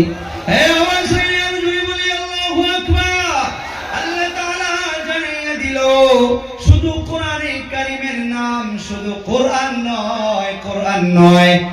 কোরআন, আল ফুরকান, আয-যিকর, আত-তানজিল, আল শিফা, অনেকগুলো নাম রয়েছে বাবারা, বন্ধুরা আমার। এই জায়গার মাধ্যমে আল্লাহ তাআলা বলেন ইন্না নাহনু নাযালনা যিকরা, আয-যিকর আই আল কোরআন। আল্লাহ তাআলা বলেন নিশ্চয় নিশ্চয় অবশ্যই আমি আল্লাহ তাআলা নিজেই, বলুন কে বলতেছে? আল্লাহ তাআলা বলতেছে আমি আল্লাহ নিজেই এই কোরআনকে অবতীর্ণ করেছি। কে করেছে? চিল্লাইয়া বলতে হবে। আল্লাহ তাআলা বলতেছে এই কোরআনকে আমি আল্লাহ নিজেই অবতীর্ণ করেছি। ওয়া ইন্না লাহু লাহাফিজুন। আল্লাহ তাআলা আগে বলেন এই কোরআনে কারীমের হিফাজতের দায়িত্ব আমি আল্লাহ তাআলা নিজেই নিজের কুদরতি হাতে রেখেছি। চিল্লাইয়া সুবহানাল্লাহ বলুন। বলুন সুবহানাল্লাহ। কোরআনের হিফাজত আল্লাহ তাআলা করবে, কিয়ামত কায়েম হয়ে যাবে। কিয়ামতের সকাল পর্যন্ত কেউ নাই কোরআনে কারীমের একটা আয়াত নয়, একটা সূরা নয়, একটা জবর জের পেশ কেউ তাবদীলি করতে পারবে না। তাহলে তো সহজ হইল। মুসলমান এখন নাকে তেল বেশি বেশি করে দিয়া কম্বল একটার জায়গায় 5টা দিয়া ঘুমাইতে হবে, কারণ কোরআনের হিফাজত তো আল্লাহ নিজেই করবে। না এমন ব্যাপারটা? কথা কয় না। ওই খানা তো আল্লাহ খিলায়, তাহলে খেতিবাদি করা দরকার নাই, মেহনত করা দরকার নাই। খানার বিষয় তো আমরা সেটা ভালোই বুঝি যে না কর্ম করতে হবে। কোরআন হিফাজত আল্লাহ করবে, লেকিন কেমন করে? দিল্লি একটা মসজিদের ঘটনা। লাল চামড়ার গোষ্ঠী ইংরেজ যখন হিন্দুস্তান থেকে বিদায় হয়, 10 থেকে 15টা কোরআন এক জায়গার মাধ্যমে জমা করেছে, আগুন তৈয়ার করেছে, ওই কোরআনকে জ্বালাইয়া দিবে। নাউজুবিল্লাহ বলি। ওই জায়গা দিয়া আপনাদের মাদ্রাসার শিক্ষকদের মতো একটা শিক্ষক যাওয়া শুরু করছে। দেখে কোরআনে কারীম 10 থেকে 15টা কোরআন একসঙ্গে জমা করে রাখছে, আর আগুন জ্বালাইতেছে, কোরআনকে জ্বালাইয়া দিবে, শেষ করে দিবে, পুড়ে দিবে। যুবক নামাজ না পড়তে পারে, যুবক রোজা না রাখতে পারে, কোন যুবকের সম্মুখে যদি কোরআনকে কেউ জ্বালাইয়া দিতে চায় তার জান চলে যাবে, কিন্তু সেখান থেকে সরবে না। কথা কোন ঠিক না ঠিক? একজন হাফিজে কোরআন যখন দেখছে তার সম্মুখে কোরআনকে জ্বালানো হইতেছে, কোরআনকে জ্বালাবে, ও ঠিক থাকতে পারে নাই। ওই ইংরেজের গিয়া হাত ধরছে, ও ভাই দাঁড়া দাঁড়া, জ্বালাবি, ঠিক আছে কোরআনকে জ্বালাবি, আমাকে 10 থেকে 15টা মিনিট দে। বলে ঠিক আছে দিলাম। হাত ধরে ইংরেজকে মসজিদের দিকে নিয়ে চলে গেল। ওই মসজিদের বারান্দায় দাঁড় করাইয়া রাখছে। মসজিদের ভিতরে 10 থেকে 15টা ছোট ছোট বাচ্চা আপনাদের মাদ্রাসার ছাত্রদের মতো গুনগুন গুনগুন গুনগুন করে আল্লাহর কোরআনকে তেলাওয়াত করে। উস্তাদ গিয়ে একটা বাচ্চাকে ডাকলো, ও বাবা আয় আয় আয়, এদিকে আয়। ওই ছোট বাচ্চাটা চলে আসলো। এখন বলতাছে তোর আঙ্কেলের সম্মুখে তুই কোরআনকে তেলাওয়াত করে শোনা। আগেই বলেছি রে বাবা, কোরআন যারা শুনে সে আর ঠিক থাকতে পারে না। লক্ষ্য করে দেখুন, এই ময়দানের দিকে তাকাইয়া দেখুন, কারো মাথা লড়াচড়া করতেছে না। ওই সাহাবা কেরামদের কথা আপনাদের এলাকায় মনে পড়ে যাইতেছে। হাদিসে নববীর মাধ্যমে পাওয়া যায়, নবী আমার যখন সাহাবা কেরামদেরকে কোরআন শোনাইতো, আহাদিসে নববী শোনাইতো, সাহাবা কেরাম নবীর মজলিসে এমন ভাবে বসে যাইতো, তাদের কান্দায় যদি পাখিও বসে থাকতো সে পাখিটা লড়তো না। সুবহানাল্লাহ বলে। আমি মুসাফির হয়ে দোয়া করি, এখান থেকে ওঠার আগে আল্লাহ যাতে সবার জীবনের গুনাহ খাতাকে maaf করে দেয়। চিল্লাইয়া বলি আমিন। ওই উস্তাদ ওই ইংরেজকে নিয়ে গেল। এখন মাদ্রাসা ছোট্ট একটা বাচ্চাকে বলতেছে, রে বাবা তোমার আঙ্কেলের সম্মুখে আল্লাহর কোরআনকে তেলাওয়াত করে শোনাও। ওই নান্না মুন্না ছোট্ট বাচ্চা শুরু করে দিল, আউযু বিল্লাহি মিনাশ শাইতানির রাজীম, বিসমিল্লাহির রহমানির রহিম সূরা ফাতিহা পড়লাম, সূরা বাকারা পড়লাম, পড়তে ওই যে আবার আমি রিপিট করি, ওই ইংরেজের চামড়ার কান দিয়া যখন কোরআনের আওয়াজটা চলে গিয়েছে, অন্তরে গিয়া যখন মার শুরু করেছে, ইংরেজ লড়তেও পারে না, সরতেও পারে না। কি শুনলাম কেমন হইয়া গেলাম। এক রাখায় ওই ছোট্ট বাচ্চাটা ওই ইংরেজের সম্মুখে 17 পারা কোরআন শোনাইয়া দিছে। আল্লাহু আকবার। আযান হইয়া গেল, আযানের পর নামাজ যখন হইয়া গেল, ওই ইংরেজ এখনো দাঁড়াইয়া আছে, ইংরেজ এখনো যায় নাই। নামাজের পর উস্তাদ আবার বলতেছে, রে বাবা, তোমার আঙ্কেলের সম্মুখে তুমি আগে আবার কোরআন তিলাওয়াত করো। ইংরেজ দাঁড়াইয়া আছে, এই ছোট একটা বাচ্চা আবার তিলাওয়াত শুরু করে দিল।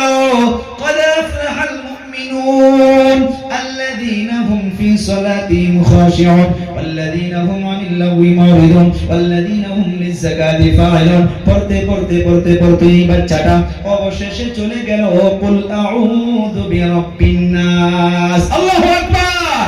মালিকিন নাস ইলাহিন নাস মিন শাররিল ওয়াসওয়াসিল খান্নাস الذي يوسوس في صدور الناس من الجنة والناس। الله أكبر। পুরা কোরআন যখন শুনাইয়া দিল, এখন ওই উস্তাদ ইংরেজকে বলতেছে, রে ভাই শোন, এমন ভাবে কাগজের কোরআন তোমরা কত জ্বালাইবা। আল জামিয়াতুল ইসলামিয়া তাহফিজুল কোরআন মাদ্রাসা থেকে প্রত্যেক বছরে হাফিজ বাড়াবে, জামিয়া কালকুয়াত থেকে হাফিজ বাড়াবে। আমার বড় ভাই হযরত নুরুজ্জামান সাহাব ইশাতি সাহেবের মাদ্রাসা থেকে হাফিজ বাড়াবে, দারুল উলুম দেওবন্দ থেকে হাফিজ বাড়াবে, হোজাই থেকে হাফিজ বাড়াবে, বালাপাড়া থেকে হাফিজ বাড়াবে, সুদারপাড়া থেকে হাফিজ বাড়াবে, কাতিব বাড়াবে, রাইটার বাড়াবে। তোমরা একদিনের মাধ্যমে হাজার কাগজের কোরআনকে জ্বালাইয়া দিবা। আমরা 5000 হাফিজকে বসাইয়া দেব, 5000 রাইটার কাতিবকে বসাইয়া দেব। কাগজের কোরআন তোমরা জ্বালাইয়া থাকবা, আর হাফিজে কোরআন তিলাওয়াত করতেই থাকবে, রাইটার গুলো কোরআন লিখতেই থাকবে। এমন ভাবে কিয়ামত পর্যন্ত যদি তোমরা কোরআনকে জ্বালাইয়া থাকো, তারপরেও কোরআনকে তোমরা শেষ করতে পারবা না। আমার কইয়া টুকরা যুবক, আমি বাবাদেরকে দাদুদেরকে পায়ে হাত দিয়া বলে যাই, রে বাবা, কোরআনকে যদি আমি আপনি রাখতে চাই, এমন ভাবে মক্তব মাদ্রাসার দরকার আছে। না হলে একটা সময় মানুষই যাবে, মানুষের জানাজার জন্য মানুষ পাওয়া যাবে না, মানুষের জানাজার জন্য হাফিজ পাওয়া যাবে না, আলিম পাওয়া যাবে না। যদি মাদ্রাসা না থাকতো, এমন ভাবে কোরআনকে নিয়ে মানুষ চ্যালেঞ্জ করতে পারতো না। আজ পর্যন্ত মাদ্রাসার উপরে, মুসলমানের উপরে, হাফিজে কোরআনদের উপরে কিন্তু টার্গেট করা হচ্ছে, রে বাবা, মাদ্রাসা রাখবে না, হাফিজদেরকে বন্ধ করো, আলিমদেরকে বন্ধ করো। আমরা মুসলমান ভাবছি যে বোধহয় তারা আমাগো এগুলো জানেই না। তারা এইটাও জানে যে আল্লাহ চ্যালেঞ্জ করেছে, কোরআনের হিফাজত আল্লাহ করবে, লেকিন কেমন করে করবে নবীর দ্বারা দেখাইয়া দিয়ে গিয়েছে। নেতো নবী আসহাবে সুফা নামক মাদ্রাসা বানাইতো না, না ভুল বললাম? সেই জন্য মাদ্রাসা লাগবে। মাদ্রাসার জন্য এমন এমন মায়ের দরকার, এমন এমন বাবার দরকার। রে বাবা, কেমন মায়ের দরকার? কারণ মা যদি সন্তানকে তৈয়ার না করে, বাবা যদি সন্তানকে তৈয়ার না করে, কেমন ভাবে মাদ্রাসায় দিবে? সারা পৃথিবীর মাধ্যমে অলরেডি রেকর্ড করে চলে গিয়েছে। ও বাবার বন্ধুরা, এই যে কোরআনকে নিয়ে আমি বলতাছি, মাদ্রাসাকে নিয়ে বলতাছি। নুরুজ্জামান ভাই বসে আছে, আপনাদের এলাকারই আমার বড় ভাই, ওনাকে জিজ্ঞাসা করে দেখুন, জামিয়া কালকুয়া 6 জন 7 জন বাচ্চা দিয়ে শুরু করেছিল। আজকের তারিখে 15000 বাচ্চা ওই জায়গার মাধ্যমে প্রত্যেক বছরে কমসে কম 500 করে বাচ্চা হাফিজে কোরআন হইয়া বাড়ায়। ও আমার বাবাজিরা, বন্ধুরা, সারা পৃথিবীর ভিতরে বাবা একটা মা পার হইয়া গেছে, যে মায়ের ঘটনা কিতাবের পৃষ্ঠা সাক্ষী দিতেছে, যে বাচ্চার নাম ছিল বাইজিদ বুস্তামি রাহমাতুল্লাহি আলাইহি। আজ মাদের খুব বোঝানো দরকার, মায়ের এতটুকু পেট এইটা হইতেছে সোনার খনি, আবার আরেক দিকে বলতে গেলে এটা কয়লার খনি। কেমন করে রে বাবা বন্ধুরা আমার, আমি আপনি নাম শুনেছি আব্দুল কাদের জিলানী রাহমাতুল্লাহি আলাইহি। ছোট বাচ্চা যখন লাইলাই কিছু বড় হইয়া গেছে, কথা বলতে পারে, মা হাত ধরে মাদ্রাসায় নিয়ে গিয়েছে, শিক্ষকের নিকটে বসেছে, শিক্ষক পড়াইতেছে, বাবা পড়ো আলিফ। আব্দুল কাদের জিলানী রাহমাতুল্লাহি আলাইহি প্রশ্ন করছে, হুজুর আলিফের অর্থ কি? বলে বাবা এর তো কোনো অর্থ নাই। আব্দুল কাদের জিলানী বলছে, যেটার অর্থ নাই সেটা আমি পড়ি না, যেটার অর্থ নাই সেটা আমি পড়ি না। এখন উস্তাদ একবার মায়ের দিকে তাকায়, একবার বাচ্চার দিকে তাকায়, মাকে প্রশ্ন করে, ও আম্মা জান, আপনার এই বাচ্চা বোধহয় কোন জায়গায় পড়াশোনা করেছে, আমার এখানে পরীক্ষা দেওয়ার জন্য নিয়ে আসছেন। মা বলতেছে, না হুজুর না, আপনার এই জায়গায় প্রথম। বলে আপনার এই বাচ্চা কমসে কম 18 পারা আয়াত করা আছে, সুবহানাল্লাহ বলি। উস্তাদ প্রশ্ন করলো, রে বাবা তুমি বলো আলিফের অর্থ কি? ওই ছোট বাচ্চা ইশারা দিয়া দিল, আলিফ লাম মিম, আল্লাহু লা ইলাহা ইল্লা হুয়াল হাইয়ুল কাইয়্যুম। আল্লাহু আকবার বলি। এই আয়াতের ভিতরে 10টা বস্তুর দিকে আব্দুল কাদের জিলানী ইশারা করে দিল। তখন উস্তাদের মাইন্ডের মাধ্যমে চলে আসছে, এইটা কোনো সাধারণ বাচ্চা নয়। মাকে প্রশ্ন করে, ও মা বলুন আপনার বাচ্চা কোথায় পড়ালেখা করেছে? মা তখন বলতেছে, হুজুর আমি মা হইয়া বলতেছি, হুজুর আমার সন্তান যখন পেটের মাধ্যমে ছিল, আমি কোনো একটা দিন কোরআন তেলাওয়াত বাদ দেই নাই। আল্লাহু আকবার বলি।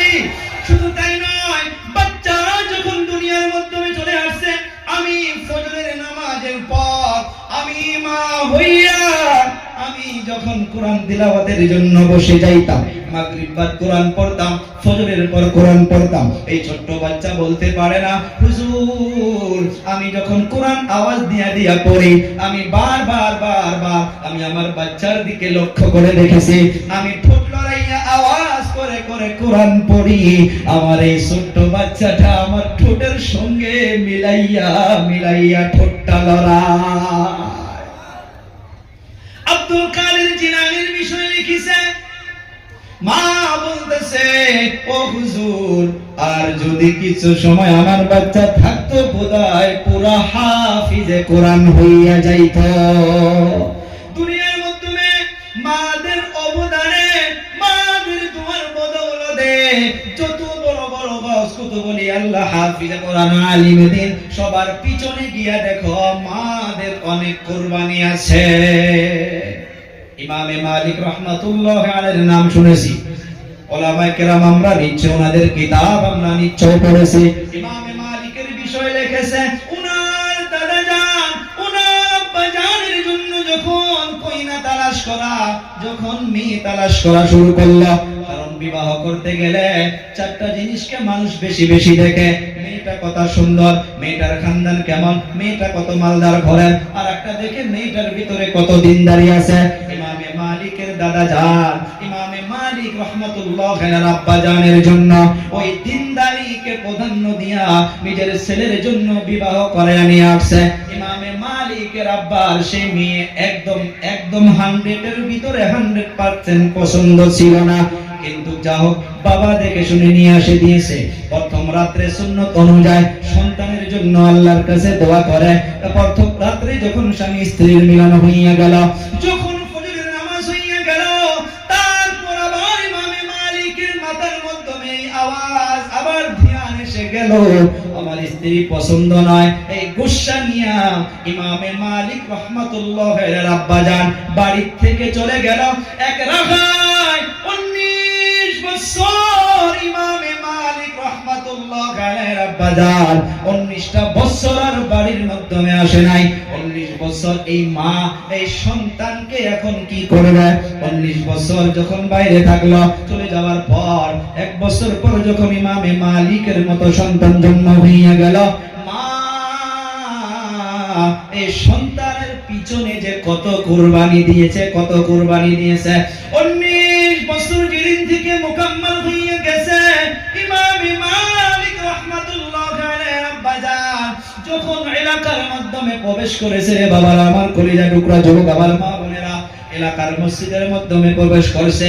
জুমার দিন ছিল, জুমার নামাজের মাধ্যমে আসমানের তারার মতো চমকিওয়ালা একটা যুবক মেম্বারে রাসূলের মাধ্যমে বসিয়া মানুষকে দার্স শোনাচ্ছে, মানুষকে কোরআন শোনাচ্ছে।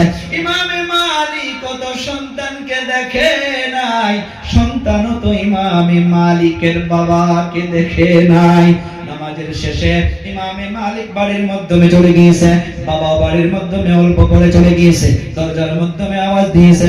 ইমামে মালিক যখন দরজা খুলে দিয়েছে, দরজা খুলে দেওয়ার পর বলে, আপনি কে? বলে, আপনার মাকে ডেকে দিন।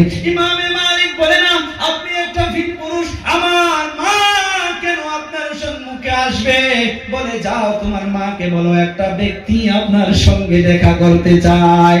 ইমামে মালিক মায়ের নিকট চলে গেল, ও আম্মা জান, একটা লোক এসেছে আপনার সঙ্গে দেখা করতে চায়। ইমামে মালিক রাহমাতুল্লাহ আলাইহি আম্মা জান বুঝতে পারলো এই 19টি বছর যে পার হইয়া গেল, আমার বাড়ির মাধ্যমে কেউ আসে নাই, আজকে বোধহয় ইমামে মালিকের আব্বা চলে আসছে। মা যখন চলে আসলো, আসার পর দেখে স্বামী এসে সম্মুখে দাঁড়ানো, আসমানের তারার মতো সন্তান ইমামে মালিক দাঁড়ানো। ইমামে মালিক রাহমাতুল্লাহ আলাইহি আম্মা জান ইমামে মালিককে বলে, রে বাবা, এইটা তোমার বাবা, সালাম করো, মুসাফা করো। ইমামে মালিক বাবার সঙ্গে পরিচিত হইয়া গেল। এই জায়গা থেকে কি বুঝলাম? বাবা ছিল না। 19টি বছর ইমামে মালিকের পিছনে মা কুরবানি দিয়ে ইমাম নামক যেমন ইমামে মালিক বানাইয়া দিছে। দুনিয়ার জমিনে একটা মায়ের কথা শুনাইনি বাবা, এই যে মাদ্রাসার মাধ্যমে মাদের অবদান দরকার। একটা কথা মনে রাখবেন, মৌতের কোনো ঠিকানা নাই, কে কোন সময় চলে যায়, কারণ কোনো গ্যারান্টি নেই রে বাবারা বন্ধুরা। মানুষ শুধু বলে, হুজুর সময় হয় নাই। দুনিয়ার জমিনে আল্লাহ তাআলা একদিন আজরাইলকে প্রশ্ন করেছিল, ওরে আজরাইল, বল দুনিয়ার জমিনে যে তুমি এতগুলো মানুষের জীবনকে কবজ করো, তোমার কি কারো উপরে কোনোদিন মহাব্বত লাগে নাই? আজরাইল বলছে, ও আল্লাহ, দুটা জীবনের উপরে মহাব্বত লেগেছিল। নাম্বার 1 হইতেছে সাদ্দাত, নামটা সবাই জোরে বলি, কি নাম? সাদ্দাতের উপরে অল্প মহাব্বত লেগেছিল। সাদ্দাত কে জানতে হবে রে যুবক, যারা দুনিয়ার জমিনে বলি টাকা পয়সা হইয়া গেছে, তারপরেও বলি শুধু সময় নাই। সাদ্দাতের অনেক ধন দৌলত ছিল, আল্লাহর মোকাবিলায় আল্লাহকে ওপেন ভাবে চ্যালেঞ্জ করে যে আমাকে আল্লাহর জান্নাতের দরকার নাই, আমার অনেক লক্ষ করোড় টাকা ডলার রয়েছে। এই সাদ্দাত আল্লাহর সাথে যুদ্ধ ঘোষণা করে, আল্লাহর সঙ্গে দুশমনি করে। এই দুনিয়ার জমিনে সে একটা বিল্ডিং, বড় একটা বালাখানা জান্নাত বানানো শুরু করলো। নাউজুবিল্লাহ বলে। আল্লাহ তাআলা তাকাইয়া দেখতে আছে, বানা আমি আল্লাহ তাআলা ঢিলা দেই কিন্তু ছেড়ে দেই না। তার বালাখানা বানানো হইয়া গেল। বালাখানার মাধ্যমে নহর বানাইছে, ফুল বাগিচা বানাইছে, এখন ওপেনিং করবে। মানুষ অনেকগুলোকে ডেকেছে, এখন ফিতা কাটবে। আল্লাহ তাআলা আজরাইলকে বলে, আইনা? আজরাইল বলে, লাব্বাইক ইয়া আল্লাহ। যা চলে যা, সাদ্দাতের পিছনে গিয়ে দাঁড়াইয়া থাক। আল্লাহ, ঠিক আছে, চলে গেলাম। সাদ্দাতের বাড়ির নিকটে এসে তার পিছনে দাঁড়াইয়া আছে। সাদ্দাত যখন নিজের হাতের দ্বারা ফিতাটা কেটে ওপেনিং করলো, এখন ঘরের মাধ্যমে প্রবেশ করবে। সাদ্দাত তার ঘরের মাধ্যমে এন্ট্রি করার জন্য সর্বপ্রথম পাওটা শুধু ভিতরে দিয়েছে। আল্লাহ তাআলা আজরাইলকে বলে, রে আজরাইল, শোন, তোর তুমি চাকরি লাগতে চাস, আজরাইল ধর তাকে, ধর। 2 নাম্বার পাওটা তুলে যেন তার ঘরের মাধ্যমে দিতে না পারে। আজরাইল ঠাস করে কোরআনের মাধ্যমে চিপে ধরলো। এখন আল্লাহ তাআলাকে ওই দিন আজরাইল বলছে, আল্লাহ এই সাদ্দাদের উপরে অল্প মহব্বত লেগেছিল, চাইয়ে আপনার মোকাবেলা এসে জান্নাত বানাইছে, কমসে কম ঘরের ভিতরে প্রবেশ করত, তারপর জীবনটা কবজ করতাম।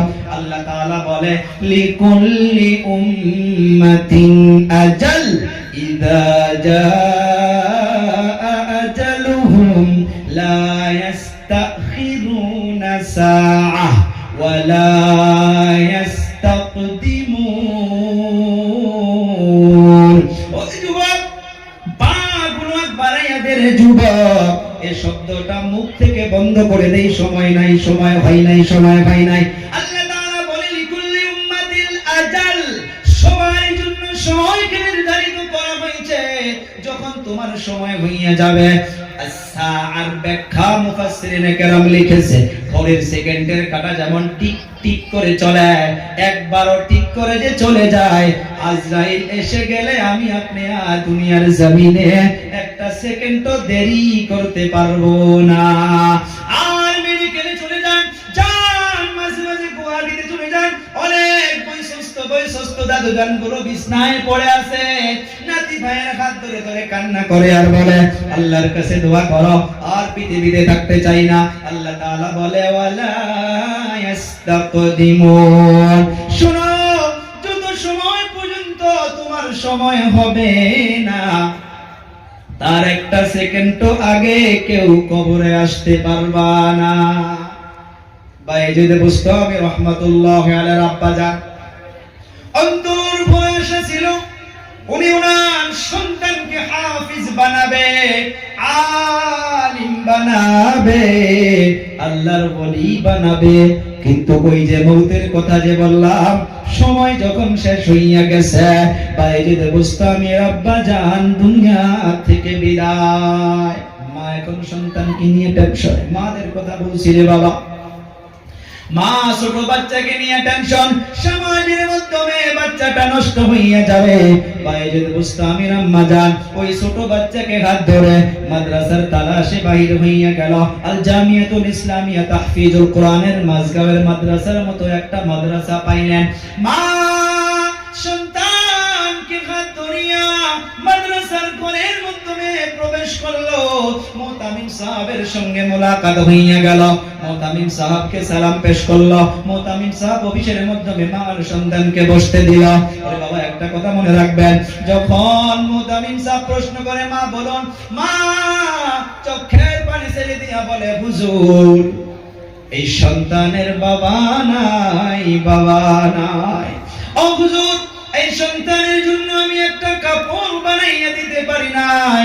ও হুজুর, ইনার বাবার অনেক বড় আশা ছিল যে সন্তান হাফিজ হবে, আলিম হবে, আল্লাহর ওলি হবে।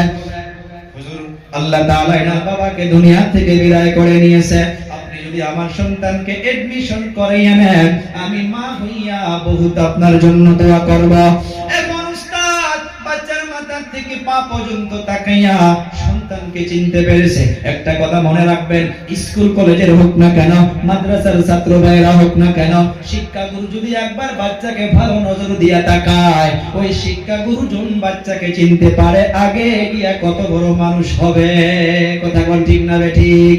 এখন মাদ্রাসার মুতামিম সাহেব বলল, ও মা, ঠিক আছে, আপনার বাচ্চার এডমিশন হইয়া যাবে, ফর্ম ফিলআপ হইয়া গেল।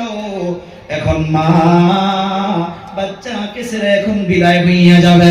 মাদ্রাসাগুলোর মাধ্যমে দেখবেন রমজানের পরে মা বাবা একসঙ্গে বাচ্চাকে নিয়ে আসে, এডমিশন যখন হইয়া যায়, মা ওই অফিসের মাধ্যমে বসিয়া ঝরঝর করে চোখের পানি ছেড়ে দেয়। বাবাগুলো ওই জায়গার মাধ্যমে কান্না করে না, বাবাগুলো মাকে ধমকায় যে না তুমি এখানে কান্না করো না। কিন্তু হাজারো বাবাকে দেখেছি মাদ্রাসার গেটটা যখন পার হইয়া যায়, সন্তানের জন্য বাবাও ঝরঝর করে কান্না শুরু করে দেয়। আমি আমার আপন বড় ভাইকে দেখেছি, 13টা বছর জামিয়া আক্কাল করেছিলাম, নিউ বঙ্গাইগাঁও যখন ট্রেনের মাধ্যমে তুলে দিত, বাড়ির মাধ্যমে মা কান্না করার জন্য ধমক মারতো, বাবা কান্না করার জন্য ধমক মারতো। আমি আমার আপন ভাইকে নিজ চোখে দেখেছি। ট্রেনে তুলে দেওয়ার পর যখন এই মুখে যখন রওনা হইয়া যায়, রুমাল বাহির করিয়া চোখের পানি মুছতে মুছতে বিদায় হয়ে আসে। ও বাবা, আমার বন্ধুরা, মা সন্তানের পিছন হইয়া গেল, এখন মা তো বিদায় হইয়া যাবে। কথাটা অন্তরের কান দিয়া শুনবেন এবং মনে রাখবেন। মা উস্তাদকে বলতেছে, ও হুজুর, আমি তো বিদায় হইয়া যাব, আমার একটা শর্ত আছে। কি আছে? শর্ত আছে। মোতামিম সাহেব বাবা হইয়া গেল যে শর্ত দিব আমরা, মাদ্রাসা আমাদের, কানুন দিব আমরা, গাইডলাইন দিব আমরা। মা আবার শর্তের কথা বলতেছে। মোতামিম সাহেব বলে, ও মা, বলুন আপনার কি শর্ত, বলুন আপনার কি শর্ত। মা বলতেছে, হুজুর, মুখে দিয়া বললে চলবে না, কাগজ কলম বাহির করেন, আমি বলবো আর আপনি লিখে রাখবেন। আছেন আপনারা ময়দানে, পিছনের ভাইরা আছেন, 10-15 মিনিট শোনা যাবে। আর কারা কারা শুনবেন হাতটা উঁচু করে আল্লাহকে দেখা দেয়। নারে তাকবীর, নে আওয়াজ হয় নাই, তাকবীরটা জোরে দেই। নারে তাকবীর। মোতামিম সাহেবকে বলতাছে, লিখুন। আমি মা হইয়া বললাম যে আমার সন্তান যতদিন পর্যন্ত হাফিজ হবে না, যতদিন পর্যন্ত আলিম হবে না, যতদিন পর্যন্ত আল্লাহর ওলি হবে না, তার একটা সেকেন্ডও আগে যেন বাচ্চা বাড়িতে আসতে পারে না। আল্লাহু আকবার। এমন মা সারা পৃথিবী তালাশ করেন, পাওয়া যাবে না। ও যুবক, ও বাবারা, মা শর্ত দেওয়ার পর উস্তাদ শর্তটা লিখে রাখলো। মা বাচ্চার পেশানিতে চুমা দিয়ে এখন মা বিদায় হইয়া গেল। শর্ট করে বলছি, বাবা, এই ছোট বাচ্চা কুরআনে কায়দা পড়লো, পারাম শেষ করলো, কোরআনে কারীমকে নাজরা পড়লো, এখন কোরআনে কারীমকে হিফজ শুরু করেছে। কিছু পারা হিফজ হয়ে যাওয়ার পর বাচ্চার মনটা মলিন হইয়া গেছে। ক্লাসের মাধ্যমে বসে বসে বসে বসে চেহারাটা মলিন করে বসে আছে। উস্তাদ প্রশ্ন করে, রে বাবা, তোমার কি হয়েছে, কি হয়েছে? বাচ্চা বলে, হুজুর, বেয়াদবি ক্ষমা করবেন, কষ্ট পাইলে মাফ করবেন। আজ 2 দিন হইয়া গেল, বারবার মায়ের কথা মনে পড়তেছে। হুজুর, জীবনে তো বাবাকে বাবা বলে ডাকতে পারলো না। ও হুজুর, মায়ের খাতির গরম গরম খানার কথা মনে পড়ে যাচ্ছে। হুজুর, যদি কষ্ট না পান, একটা দিনের জন্য ছুটি দিন, আমি বাড়িতে চলে যাব, আমি মায়ের হাতের গরম গরম এক লোকমা খানা খাবো, তারপর আবার আমি মাদ্রাসায় চলে আসবো। উস্তাদ একবার মায়ের শরীরের কথা মনে করে আবার বাচ্চার চেহারার দিকে তাকায়। ডাইরেক্ট যদি যাইতে দেয়, মায়ের শর্ত ভঙ্গ হইয়া যাবে। আর যদি বাচ্চাকে ডাইরেক্ট বাধা দেয়, বাচ্চার অন্তরটা ভেঙে যাবে। ওস্তাদ একটা চালাকি করলো, বাচ্চাকে বললো, ও বাবা, ঠিক আছে, তুমি আগামীকাল বাড়িতে যাওয়া, যার জন্য প্রত্যেকদিন তুমি 1 পৃষ্ঠা সবক শোনাও, আগামীকাল তুমি 3 পৃষ্ঠা সবক শোনাইতে লাগবে। 3 পৃষ্ঠা সবক যখন তুমি শোনাইয়া দিবা, তুমি তখন বাড়িতে যাইতে পারবা। উস্তাদ মনে করলো 3 পৃষ্ঠা সবক হবে না, বাড়িতেও যাইতে চাবে না।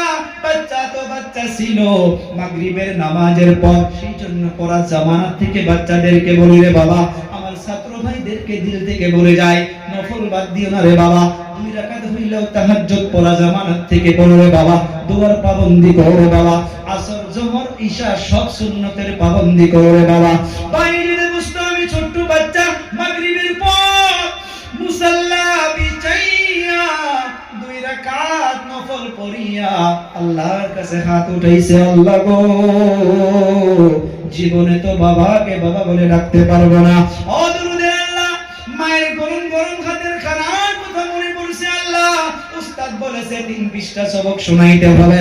আল্লাহ গো, আপনি তো 1 পৃষ্ঠা প্রত্যেকদিন মুখস্থ করাইয়া দেন। আপনি তো সেই আল্লাহ, যে আল্লাহ 1 পৃষ্ঠা মুখস্থ করাইয়া দিতে পারেন, সেই আল্লাহ 3 পৃষ্ঠা নয়, পারলে বেশিও দিতে পারেন। পারে না নাই গো, বলুন, পারে না নাই? দোয়া করিয়া মাগরিবের পর কোরআন নিয়ে বসে গেল। মাগরিব টু ঈশা প্রত্যেকদিন হইতো দোয়া করে বসে যাওয়ার জন্য মাগরিব টু ইশা দরুদের আল্লাহ 3 পৃষ্ঠা মুখস্থ করাইয়া দিল। আল্লাহু আকবার। রাতটা যেমন করে পার হইয়া গেল, মাদ্রাসার বাচ্চাদেরকে লক্ষ লক্ষ টাকা দিয়ে অত খুশি হবে না।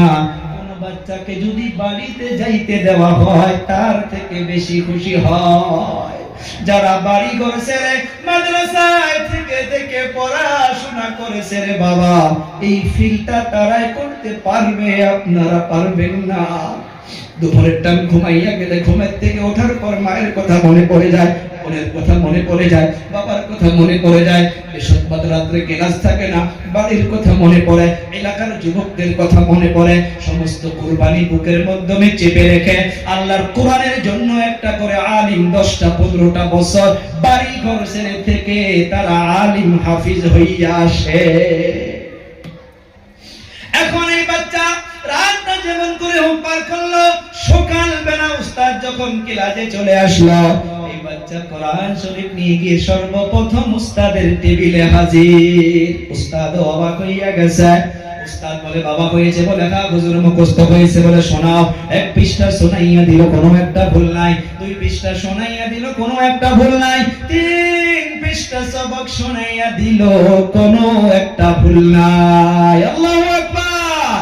উস্তাদ টেনশনে পড়ে গেল, যদি আমি বাচ্চাকে বাড়িতে যাইতে না দেই, এই বাচ্চা সমালোচনা করবে যে মাদ্রাসার হুজুরগুলো নাকি ওয়াদা খেলাফ করে।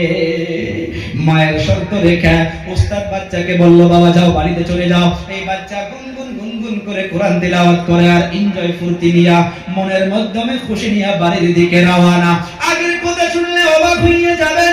মা যিনারা আপনারা মাইকে আওয়াজ করেন মাধ্যমে শুনতেছেন, ওরে মা শুনুন, বাইজিদ মুস্তামির মা ও মা, আপনারা মা মারো মা ও মা বাড়ির দিকে রওনা হইয়া গেল। গিয়ে দেখে মায়ের ঘরের দরজাটা বন্ধ করা। পৃথিবীতে কোনো মানুষ সন্তানের আওয়াজ, কারো আওয়াজ কেউ চিনতে না পারতে পারে। সন্তানের একটা হরকত, সন্তানের একটা শব্দ মায়ের কানে যদি চলে যায়, ওই মার সাথে সাথে সন্তানের আওয়াজকে চিনতে পারে। আল্লাহর নাম নিয়ে সভাপতি হুজুরকে নিয়ে বলতেছি, রাত 2টা বাজায় 3টা বাজায় বাড়িতে চলে যায়। একদিন ওরে বাবা বাড়ির গেটে গিয়ে আজ পর্যন্ত গাড়ি আমি হর্ন দিতে হয় নাই। রাত 2:30 3টা বাজায় মা ঘরের দরজা শুধু নয় মেইন গেটটা খুলে দিয়া মা গাড়ির সম্মুখে হাজির হইয়া যায়। ও মা 3টা বাজে আপনি কি ঘুমান না? ওরে সন্তান, পৃথিবীর কোনো মা নেই, সন্তান রাত্র রাত্র রাস্তায় রাস্তায় সফর করে আর মা সুন্দর করে ঘুমাবে, পৃথিবীর কোনো মা এমন ভাবে ঘুমাইতে পারে না। বাইরে বুঝতো আমি দরজার মাধ্যমে কি আওয়াজ দিল, ও আম্মা জান। মা আওয়াজটা শুনে ঘরের ভিতরে ছটফট করে উঠছে। মা কিন্তু ঘর থেকে কোনো আওয়াজ দেয় নাই। বাইরে বুঝতো আমি বলতেছে, ও আম্মা জান একবারের জন্য দরজাটা খুলুন, আপনার হাতের গরম গরম খানার কথা মনে পড়ে গিয়েছে গো মা। জীবনে তো আর বাবাকে বাবা বলে ডাকতে পারবো না গো মা। ও মা একবার আপনার দিদার করতে চাই। মা যতই সন্তানের আওয়াজ শুনে ভিতরে মা ছটফট করে কিন্তু কোনো আওয়াজ দেয় না, দরজাও খোলে না। অবশেষে বাইজিদ বুস্তামি বলতেছে, ও মা আপনার বাইজিদ এসেছে, একবারের জন্য দরজাটা খুলুন। যদি রাত্র থাকতে না দেন শুধু দেখা করব আর চলে যাব গো মা। অবশেষে মা বুকের মাধ্যমে পাথর বেঁধে একটা শব্দ দিয়েছে, না না তুমি মিথ্যাবাদী, আমার বাইজিদ আসার সময় এখনো হয় নাই, তুমি কে আমি জানি না, তুমি চলে যাও, তুমি চলে যাও। আরে সন্তান মায়ের জন্য কিছু সময় দাঁড়াইয়া থেকে চোখের মাধ্যমে জল নিয়ে মাদ্রাসার দিকে রওনা হইয়া গেল। কিছু সময় পর মা দেখে আর কোনো ডাকাডাকি নাই। মা ঘরের ভিতরে মুসাল্লা বিছাইয়া আল্লাহর দরবারে আসলটা তুলে ধরে আল্লাহকে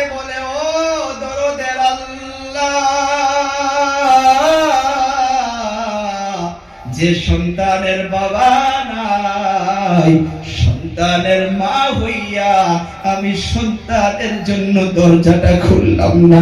আল্লাহ কেন জানি, কেন আমি দরজা খুলি নাই? আমি মা হইয়া যদি দরজাটা খুলে দিতাম, সন্তান আমার চোখের দিকে তাকাইতো, আমি সন্তানের চোখের দিকে তাকাইতাম, মা সন্তানের মাঝখানে একটা আলাদা মুহাব্বত পয়দা হইয়া যাইতো, যে মুহাব্বতের জন্য কোরআন থেকে কিছু সময়ের জন্য হলেও মুহাব্বতটা কমে যাইতো। আল্লাহ গো, আপনার কোরআনের জন্য আমি মা হইয়া মুহাব্বতকে দূরে রাখলাম। আমি আমার সন্তানের জন্য দোয়া করি, আমার সন্তানকে হাফিজ আলিম এবং আল্লাহ আপনার ওলি হিসাবে কবুল করা। চিল্লাইয়া বলবেন, মায়ের দোয়া আল্লাহর দরবারে কবুল হইতে টাইম লাগে কি? আওয়াজটা পাইনি, আবার বলুন রে যুবক। মায়ের দোয়া আল্লাহর কাঠগড়ায় কবুল হইতে একটা সেকেন্ডও লাগে না। বাচ্চা বাড়ি মাদ্রাসায় চলে গেল, উস্তাদ বাচ্চার চেহারার দিকে তাকাইয়া দেখে বাচ্চার চেহারাটা মলিন। উস্তাদ প্রশ্ন করে, রে বাবা এত জলদি তুমি কেন? উস্তাদকে জড়িয়ে ধরে বলে, হুজুর আমার মা আমাকে চিনতে পারে নাই। উস্তাদ মনে করেছে মা চিনতে পেরেছে, ওই শর্তের জন্য বোধহয় মা দরজা খুলে দেয় নাই। উস্তাদ বাচ্চাকে সিনার মাধ্যমে লাগাইয়া বাচ্চার মাথাটা বোলাইয়া দিয়া বাচ্চাকে বসাইয়া দিয়া উস্তাদ মুসাল্লা বিছাইয়া বাচ্চার জন্য আল্লাহর কাছে হাত উঠাইলেন। মাদ্রাসার ছাত্র ভাইয়েরা, স্কুল কলেজের ছাত্র ভাইয়েরা, যেমন করে মা বাবার দোয়া আল্লাহর দরবারে কবুল হয়, তেমন করে শিক্ষা গুরুর দোয়া আল্লাহর কাঠগড়ায় কবুল হয়। কথা কোন ঠিক না বেটি? উস্তাদ আল্লাহর দরবারে হাত উঠাইলেন, আল্লাহর কাছে দোয়া করতেছে, আল্লাহ পৃথিবীতে এমন মা দেখি নাই যে সন্তানের বাবা নাই। আপনার কোরআনের জন্য মা হইয়া সন্তানের জন্য দরজা খুলল না। আল্লাহ গো, আপনি এই বাচ্চাকে কবুল করো। একদিকে মায়ের দোয়া, একদিকে উস্তাদের দোয়া, দুই দোয়া একত্রিত হইয়া গিয়া আল্লাহর আরশ কাঁপাকাঁপি শুরু হইয়া গেছে। নারে তাকবীর! আল্লাহর দরবারে দোয়া কবুল হইয়া গেল। বাইজিদ বুস্তামির বিষয়ে লিখেছে, এক রাখায় 16 বছর বাইজিদ বুস্তামির মা আসে নাই, বাইজিদ বুস্তামিও বাড়িতে যায় নাই। 16 বছর যেদিন থেকে মুকাম্মাল হইয়া গেছে, আমার আপনার নবী সাল্লাল্লাহু আলাইহি সাল্লাতু ওয়া সালাম ওই মাদ্রাসার মুতামিম সাহেবের ঘুমের ঘরে চলে আসছে। সুবহানাল্লাহ! ঘুমের ঘরে চলে এসে মাদ্রাসার মুতামিমকে বলতেছে, ও মুতামিম সাহেব, আপনার মাদ্রাসার মাধ্যমে একটা বাচ্চা আছে বাইজিদ নাম, তার তারবিয়াত মুকাম্মাল হইয়া গেছে, তার শিক্ষা মুকাম্মাল হইয়া গেছে। আমি নবী হইয়া বললাম, আগামী কাল তাকে বাড়ির দিকে রওনা করে দাও। সুবহানাল্লাহ বলি বাবা। সকাল হইয়া গেল, যখন বাইজিদ মুস্তামির উস্তাদের ঘুমটা ভেঙে গেল, উঠে দেখে নবী নাই, অবাক হইয়া গেল। ফজরের নামাজের পর মাদ্রাসায় চলে গিয়েছে, সব ছাত্রদেরকে জমা করেছে, শিক্ষকদেরকে জমা করেছে। বাইজিদ মুস্তামির উস্তাদ মঞ্চে এমন ভাবে উপরের মাধ্যমে বসে আছে। বাইজিদ মুস্তামিকে দেখার সঙ্গে সঙ্গে হাত দুটো আগ বাড়াইয়া দিয়া বাইজিদ মুস্তামিকে ডাকে, রে বাবা আয় আয় আয়, আমার বুকের মাধ্যমে আয়, তোর জন্য আজ ঘুমের ঘরে আমার নবীর সঙ্গে দিদার হইয়া গেছে। সুবহানাল্লাহ! বাইজিদ মুস্তামিকে নিকুটে নিয়ে নিজের মাথা থেকে পাগড়িটা খুলে বাইজিদ মুস্তামির মাথার মাধ্যমে দিয়া দিল, সঙ্গে সাথীদেরকে দিয়া বাড়ির দিকে রওনা করে দিল। ওই দিনকে আগের দিনের মতো করে বাড়ির দিকে গিয়া দরজার নিকটে গিয়া মাকে মা বলে ডাকতে হয় নাই, শুধু একটা সালাম দিয়েছে, আসসালামু আলাইকুম ওয়া রাহমাতুল্লাহি ওয়া বারাকাতুহু। সালামটা দেওয়ার সাথে সাথে মা চটপট করে ঠাস করে করে দরজা খুলে দিয়ে হাত দুটো বাড়াইয়া দিয়া বলে, আহলান ওয়া সাহলান ওয়া মারহাবান বিকুম। সন্তানকে বুকের মাধ্যমে জড়িয়ে দিয়ে পেশানির মাধ্যমে চুমা দিয়া সন্তানকে বসতে দিল। মা সর্বপ্রথম একটা কাজ করেছে, মনে রাখবেন, কাজ করেছে, মনে রাখবেন। মা মুসাল্লা বিছাইয়া সর্বপ্রথম 2 রাকাত শুকরানার নামাজ আল্লাহর দরবারে আদায় করেছে। আর আল্লাহকে দোয়ার মাধ্যমে কয়েকটা শব্দ বলেছে, তার মাধ্যমে একটা শব্দ রে বাবা দিলের কান দিয়া শুনবেন। মা আল্লাহকে বলেছে, আল্লাহ এই দিনটার জন্যই অপেক্ষায় ছিলাম, আল্লাহ আপনি যদি চান আমাকে এখনই দুনিয়া থেকে নিয়ে যাইতে পারেন। এই ঘটনা থেকে এখন ওলামা কেরাম লিখেছে, মা কেন টেনশন মুক্ত হইল, মা কেন বলল আল্লাহ আপনি চাইলে এখনই নিয়ে যান। মা এই জন্য বলেছে, আল্লাহ আমি দুনিয়া থেকে চলে গেলেও আমার টেনশন হবে না, আমি কবরে চলে যাব, আমি নেক সন্তান রেখে গিয়েছি, আমার সন্তান আমার জন্য যা পাঠাইয়া থাকবে আমি কবরে ঘুমাইয়া ঘুমাইয়া সেটা পাইতেই থাকব। ও আমার বাবারা, বন্ধুরা, এমন ভাবে দুনিয়া থেকে নেক সন্তান বানাইতে গেলে মা বাবার কুরবানি দিতে হবে রে বাবা। আমরা এখানে অনেকগুলো ব্যক্তি বসে আছি রে বাবা, এমন অনেক ব্যক্তি এই জায়গার মধ্যে আছে, এমন ভাবে অনেকের মা চলে গিয়েছে, বাবা চলে গিয়েছে। বাইরে মুস্তামির মা দেখুন নো টেনশন হয়ে আল্লাহকে বলছে, আল্লাহ আপনি চাইলে আমাকে নিয়ে যাইতে পারেন, কারণ আমি নেক সন্তান দুনিয়াতে রেখে গেলাম, এই সন্তান আমার জন্য যা পাঠাবে আমি কবরে বসে বসে তা পাইতেই থাকবো। ও আমার বাবারা, বন্ধুরা, আমি আপনাদের কাছে 15 থেকে 10 মিনিট রে বাবা একটা আবদার করে আমি চলে যাব। রাত্র অনেক হইয়া গেছে, কুরআনের কথা শুনলাম, মাদ্রাসার কথা শুনলাম, নবী আমার বলে গিয়েছে, ও সাহাবীরা রে শোনো, আমি দুনিয়া থেকে চলে যাওয়ার পর একটা দল আসবে, তাদের সঙ্গে ভালো ব্যবহার করিও। সাহাবা কেরাম প্রশ্ন করেছিল, তারা কারা? আমার আপনার নবী বলেছে, যারা কোরআন হাদিস শেখার জন্য বাড়ি থেকে আসবে।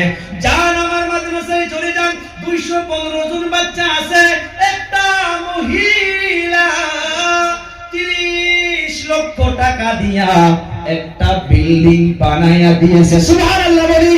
তার একটা আবদার, হুজুর বাচ্চাদেরকে নিয়ে দোয়া করবা, আমার মা বাবা কবরে ঘুমায়া আছে, কিয়ামত যতদিন হবে না, কিয়ামতের সকাল পর্যন্ত এই বিল্ডিং এর নিচে বসে বসে বাচ্চা কোরআন পড়তেই থাকবে, নবীর মেহমানগুলো আরাম পাবে, আমার মা বাবাকে আল্লাহ কবরে শান্তি দিবে। আল্লাহর কসম কি বলতে পারি, কোন মানুষ যদি নবীর মেহমানকে অন্তর থেকে ভালোবাসেন, অন্তরে কিবা একটা নিয়ত করেন, মানুষকে দেখানোর জন্য নয়, যান মাদ্রাসায় চলে যান, রাত্রিবেলা বাচ্চা ঘুমায় আছে, দেখবেন অনেক বাচ্চার শরীরে কম্বল পাতলা, কম্বল নাই, আপনি মুতামিম সাহেবকে ওই বাচ্চার নামটা নিয়ে নেন, বাজারে চলে আসবেন, কাউকে বললেন না, একটা কম্বল কিনে নেন, মাদ্রাসায় চলে যান, আল্লাহকে দেখানোর জন্য নিজের মায়ের কথা স্মরণ করেন, বাবার কথা স্মরণ করেন, যে আসমা নাই, মা থাকলে আমি শীতের কালে একটা কম্বল দিয়ে দিতাম, বাবা থাকলে বাজারে নিয়ে গিয়ে টিকিট কিনে দিতাম। ও আল্লাহ, নবীর মেহমানকে ওই নিয়তে, বাবার জন্য, মার জন্য, দাদার জন্য, দাদির জন্য, নানার জন্য, নারীর জন্য, আত্মীয়স্বজনের জন্য, আল্লাহ আমি একটা কম্বল নবীর মেহমানকে দিলাম, আল্লাহ আমার অমুক পেরেশানিকে দূর করো, আল্লাহ আমার অমুক দুঃখকে দূর করো। আল্লাহর নাম নিয়ে বলতে পারি রে বাবা, কিন্তু শর্ত হইল ইখলাস লাগবে। ইখলাস মানুষকে দেখানোর জন্য নয়, মানুষ একবার দুইবার ওয়াহওয়া বাহওয়া করবে, কিন্তু আল্লাহকে দেখানোর জন্য করলে আল্লাহ হামেশা ওয়াহওয়া বাহওয়া করতে করতে জান্নাতের মেহমান বানাইয়া দিবে।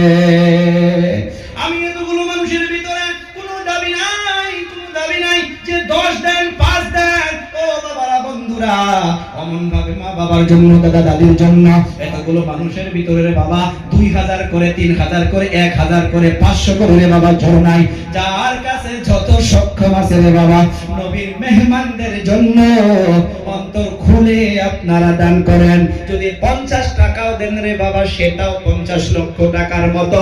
আমি বলেছি ইখলাসের সঙ্গে দেন, জোর করে নয় যে 5000 দিতে হবে, 10000 দিতে হবে। চলুন, চলে আসুন, ওখানে গিয়ে নেব না, পাউটা তুলে তুলে আল্লাহকে দেখান, কিয়ামত কায়েম হয়ে যাবে। সূরা ইয়াসিনের মাধ্যমে আল্লাহ আল্লাহ দলিল দিচ্ছে, আল ইয়াউমা নাখতিমু আলা আফওয়াহিহিম ওয়া তুকাল্লিমুনা আইদিহিম ওয়া তাশহাদু আরজুলুহুম বিমা কানু ইয়াকসিবুন। এই পা নিয়ে চলে আসবে, কিয়ামত কায়েম হয়ে যাবে। এই পা আল্লাহর দরবারে সাক্ষী দিবে, আল্লাহ তাআলাকে হাত কথা বলবে। মাশাআল্লাহ, জাযাকাল্লাহ খাইরান ফিদ দারাইন। আরো এক বান্দা 500 টাকা, আরো এক বান্দা